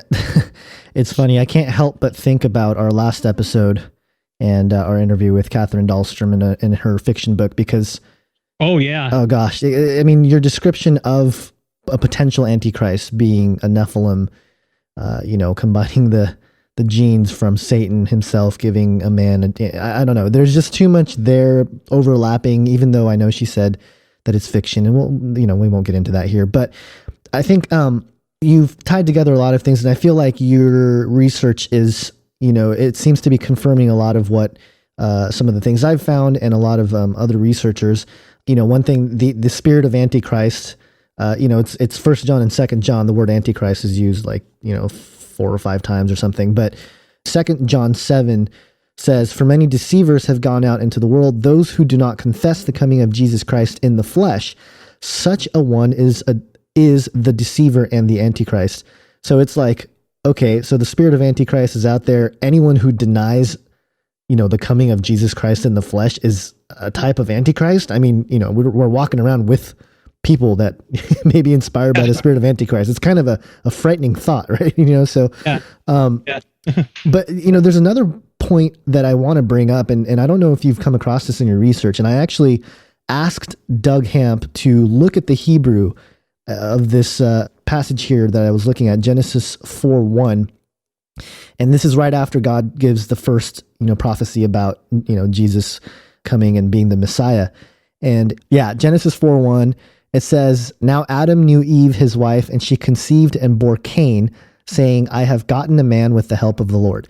And I asked Doug Hamp to take a look at the Hebrew there, "I have gotten a man with the help of the Lord." And really the Hebrew words that are there are gotten, man, of, Lord. And the word of is et, and it actually means with. So I have gotten man with the Lord. So, and I know it says that Adam knew Eve, right? So that, they had their sexual relation there, but it's interesting that Eve said that she got a man with the Lord. And my theory was that, I asked Doug, and he didn't come to any conclusions, but it made him stop and ponder, which I was like, yes, I made him think about something. It's always good when you get someone like him to ponder a thought. But my idea was that perhaps Cain was sort of the first person who thought he was the Messiah. And I think Eve might have thought he was the Messiah as well, because it comes right after the prophecy, right? That, your seed is going to crush the head of Satan. And I kind of feel like that's where a lot of the mystery religions come from, this mother-son kind of thing. Even the Gnostics talk about, Mary and Jesus in that way.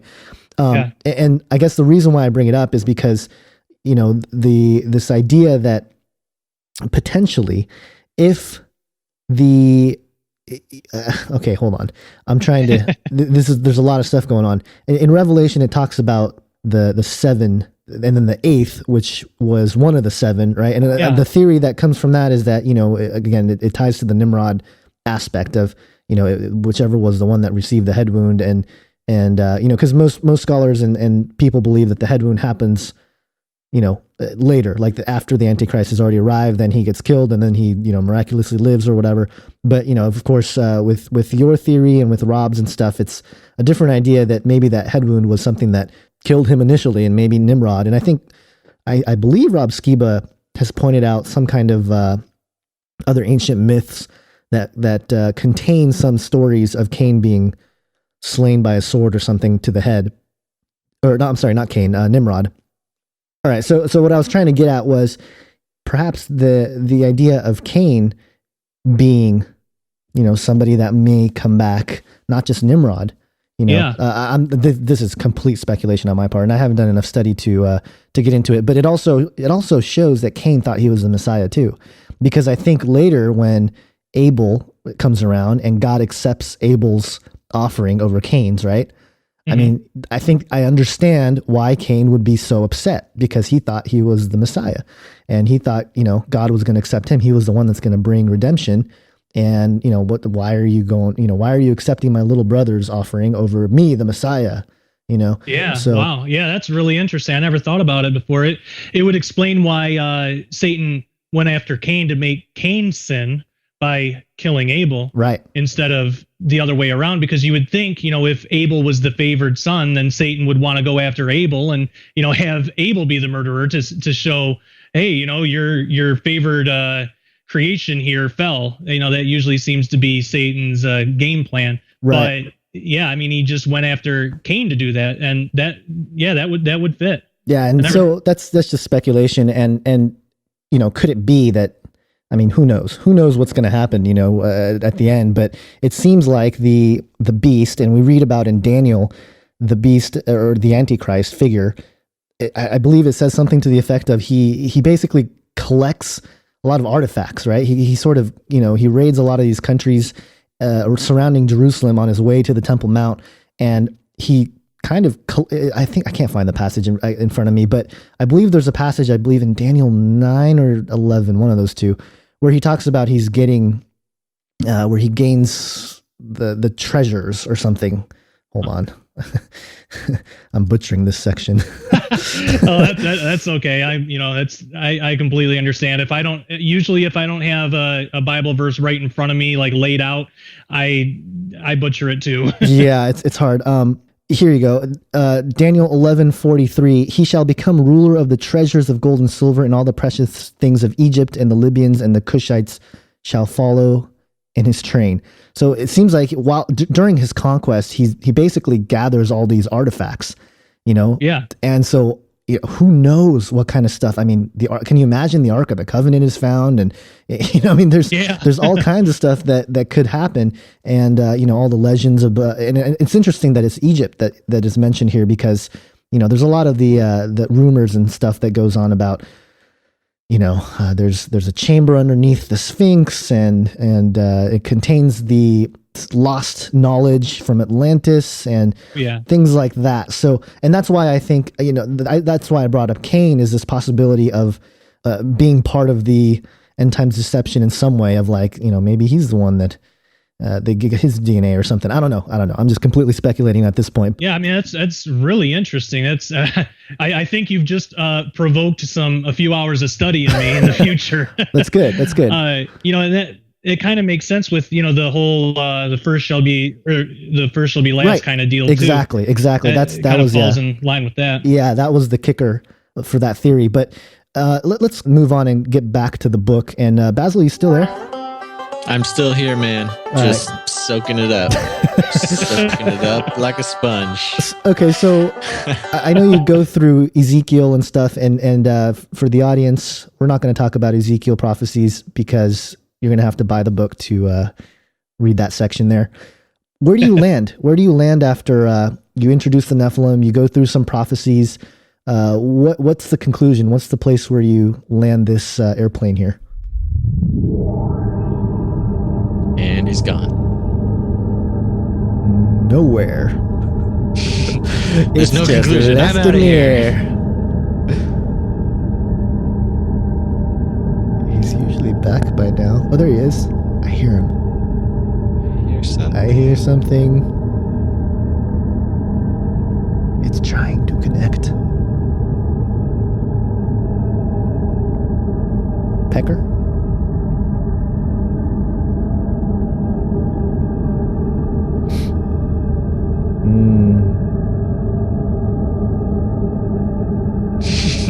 So close. Yes, quite. Yes. We're going on 2 hours here, so this I know. That's why I was trying might to. be a sign. And it's like 4 o'clock in the morning for him or something. Yeah.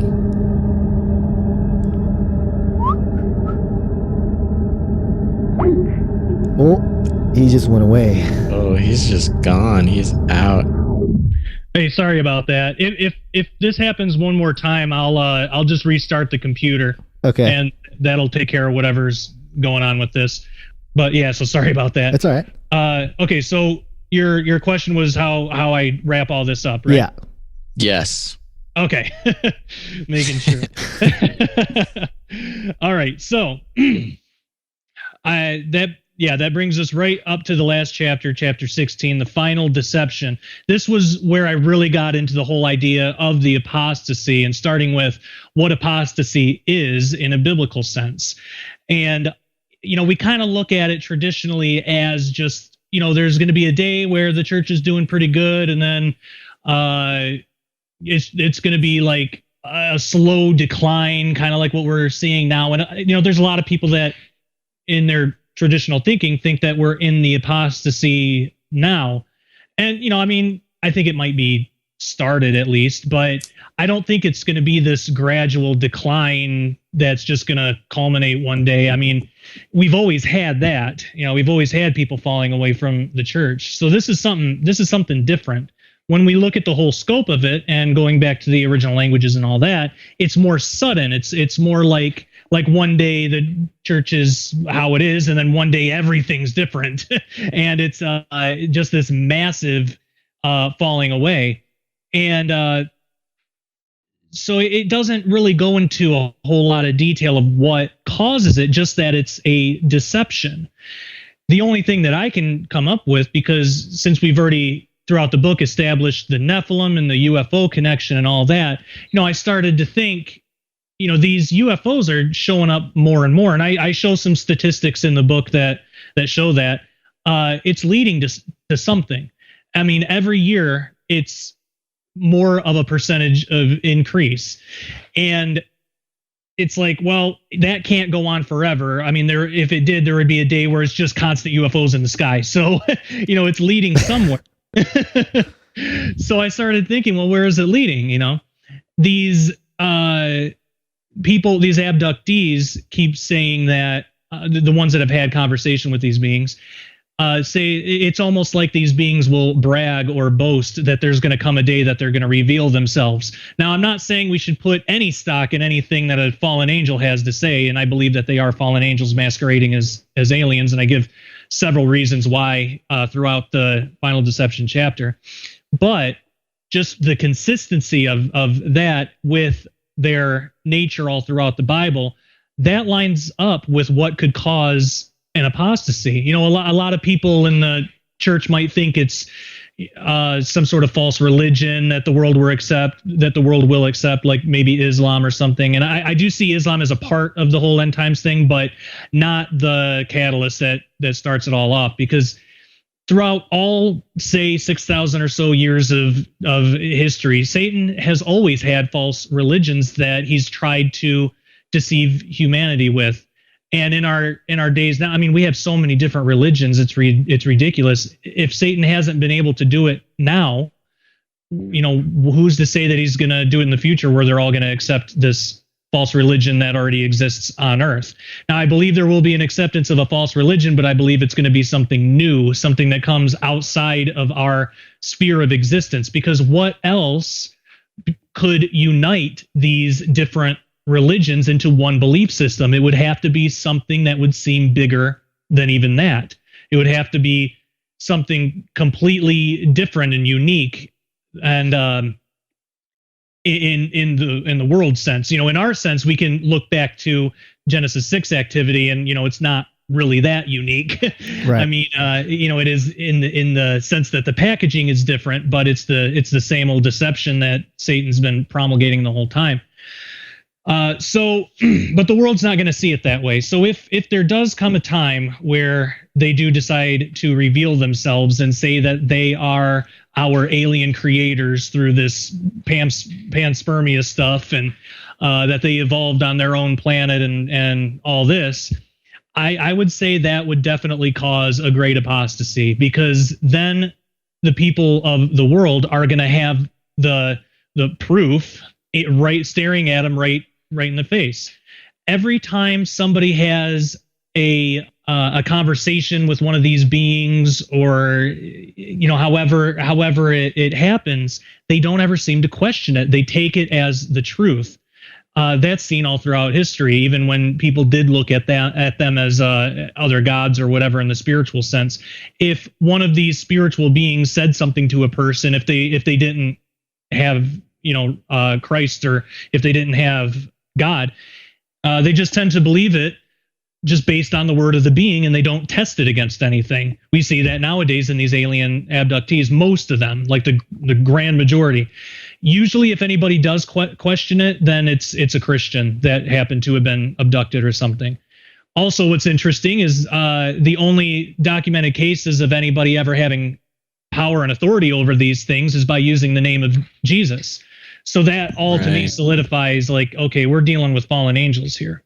So I get way into that in the chapter of the final deception, and talk about how that's going to all culminate in what is going to cause this apostasy. And I don't believe we're too far off. I mean, there are already people falling away from the church because of this.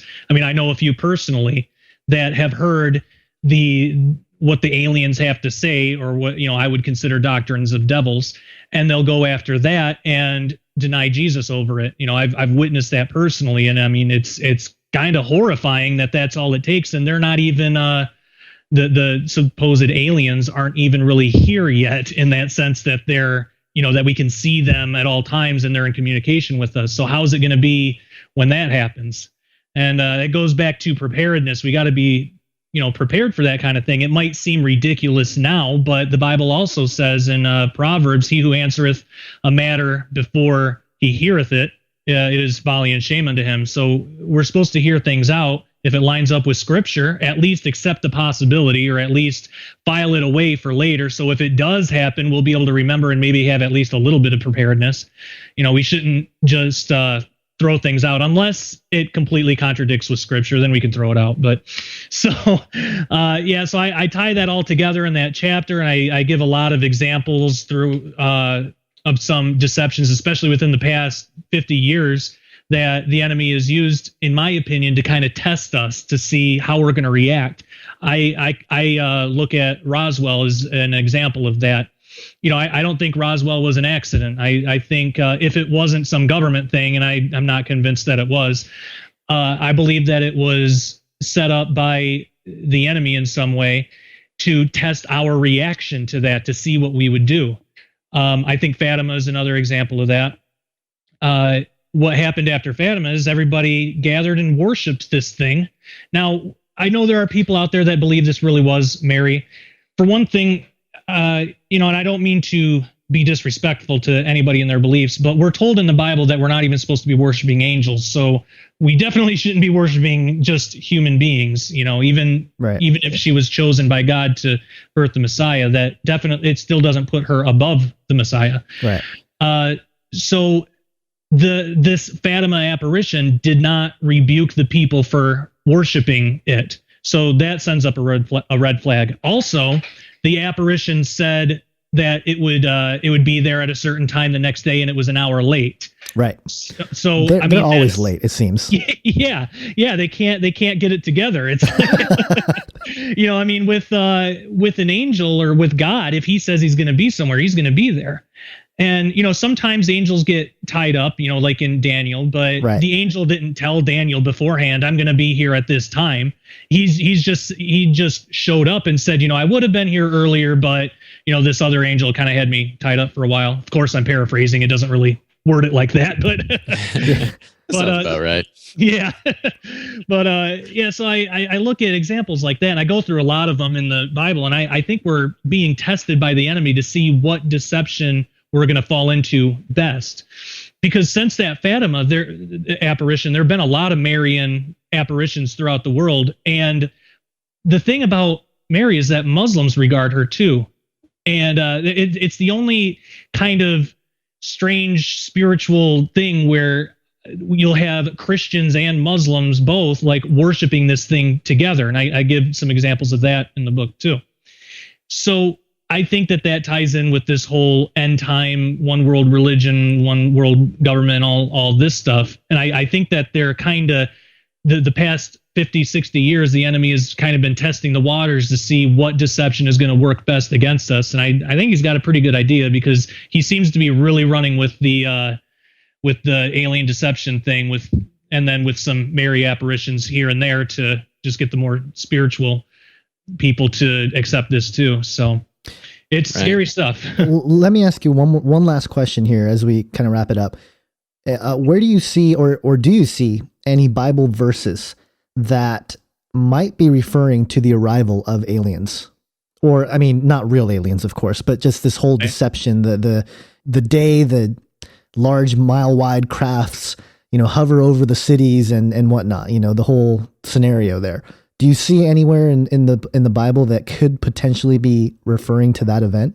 Yeah, absolutely. I find a few, and they're kind of cryptic in the sense that if we have a traditional view that we've been told in church or whatever, then we'll probably miss it. But it kind of goes back to the book of Ezekiel, and I'm not going to get too much into that, but just basically, I believe that's the foundation to understand what this is talking about. But really, in Revelation, there are a lot of verses that, when we look at it from a literal standpoint, then it starts to jump out at you in little ways. Like, for example, one verse that God started me with was 2 Thessalonians 2:9, which says, "Even him whose coming is after the working of Satan with all power and lying wonders." When we first look at that, it's like, okay, it's easy to gloss over, but it's that little word "all" that God started putting my focus on. All power and lying wonders. So if there's a lie out there, he's going to use it. And taking that back to this whole UFO phenomenon, I have to say, well, that would fit in with that verse. That's going to be something that, if Satan's coming with all power and lying wonders, that's definitely a representation of power that he has, and it's definitely a lie. We can go to Revelation 13 through 14, which is talking about the Antichrist, false prophet, all that. And he doeth great wonders, so that he maketh fire come down from heaven on the earth in the sight of men, and deceiveth them that dwell on the earth by the means of those miracles which he had power to do in the sight of the beast, saying to them that dwell on the earth, and they should make an image to the beast, which had a wound by the sword and did live. So that's talking about the false prophet there. We kind of look at that as that, he's just going to open his arms and maybe lightning will come down, or like a column of fire. And, it could be that.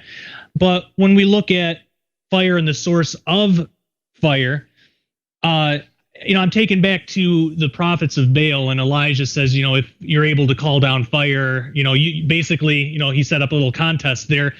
Prophets of Baal, you call to your God and to burn this up, and I'll call to mine. We'll see whose God can. And, of course, the Most High did it.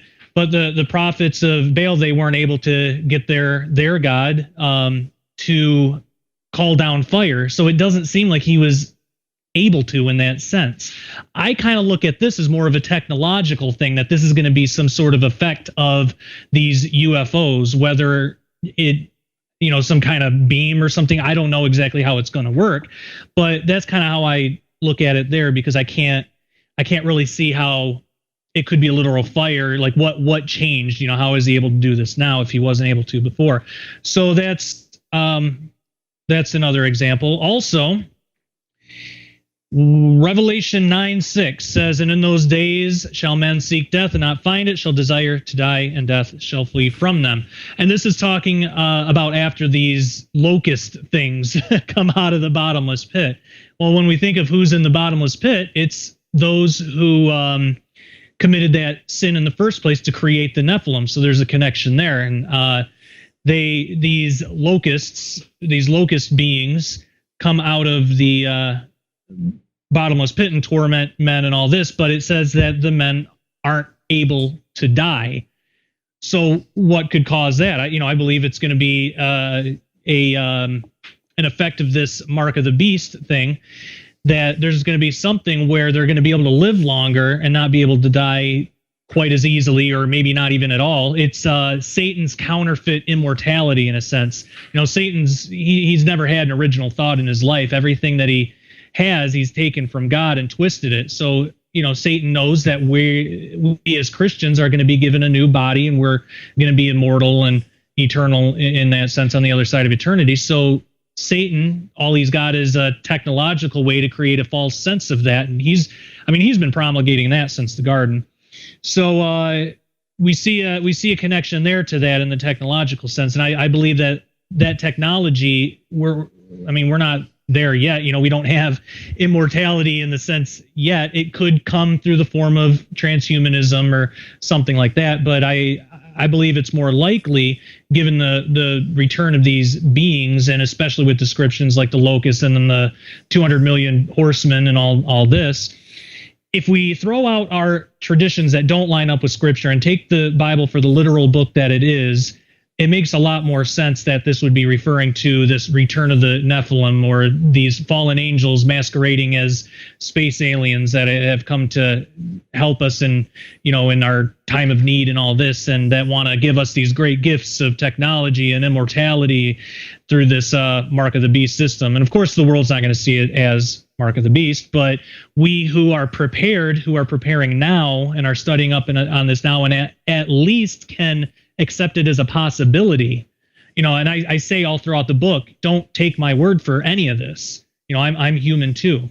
Look into the Bible and study this yourself with God.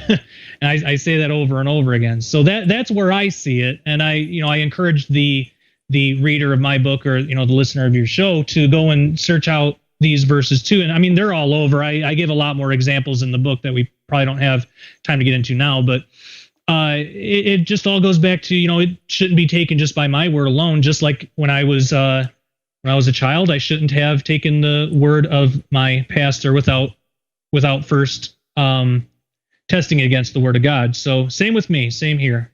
Just leave it up to God and He'll show you. Absolutely. Well, there you go. Very awesome. Well, thank you, Josh Peck, for coming on the show. We really enjoyed this conversation. Quite a doozy, but I'm just so excited that we got to go through this. Josh Peck, everyone, his new book is Disclosure, Unveiling Our Role in the Secret War of the Ancients. Josh Peck, where can we get the book, and what's your website, and give us all your details here. Sure. My website is www.ministudyministry.com. It's a ministry my wife and I got started recently, and it's all about just providing study materials for at-home Bible studies, or maybe people who have actual day jobs, unlike myself, and can't afford the time to become a full-time biblical researcher. It's just these short study materials that can be used. So they're mini studies. So it's ministudyministry.com. I have my book up on there, or you can get it at on Amazon. And also, I always love hearing from people, and I'm always up to talk and discuss and hear out people's questions and comments. So, if you have a question or a comment, feel free to email me. My email is joshpeckdisclosure@gmail.com. I'm always up for hearing from people. I'm always on Facebook. I'm online throughout most of the day. So, all right. Cool. Well, very cool. There you have it, everybody. Make sure to check out that website and shoot him an email with your questions, comments, and just general high-fivery.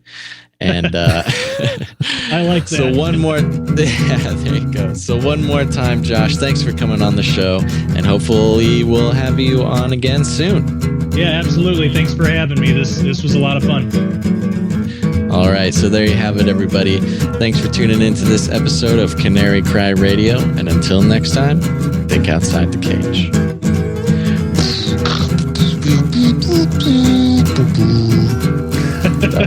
That was my own soundtrack. Keep that on there. we have. Yeah, we've done stuff like that. We do. Goof off.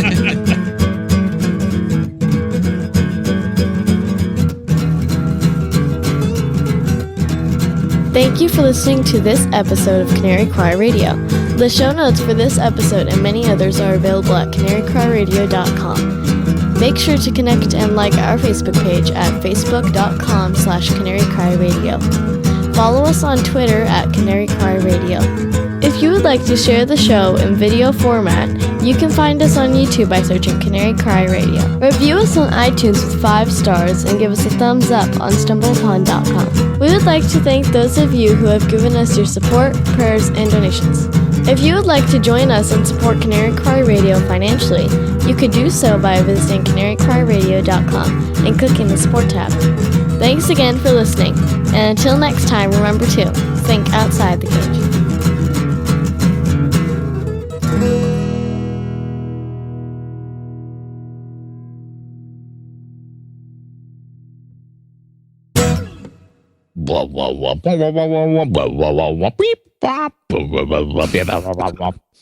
It's like everything right now.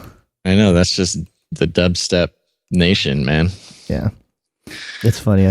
It's so weird because I remember being in, just taking my Berkeley music classes, and, because I have my master's in music production and technology, so they were teaching us all that stuff. And I remember thinking like, this is stupid. Why do I have to learn how to do filters? No one's gonna ever, this kind of music is never gonna be big. And it was, it was like 2008, Yeah. And now it's like every song is like.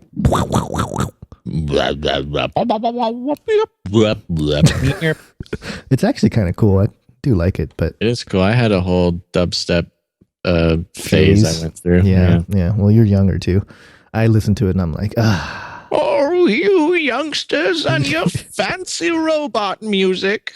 That was you. That's you guys. That's me. That's what you sound like to me. Yeah. Old man. Old Gons. That's your new name. Old Mr. Gons.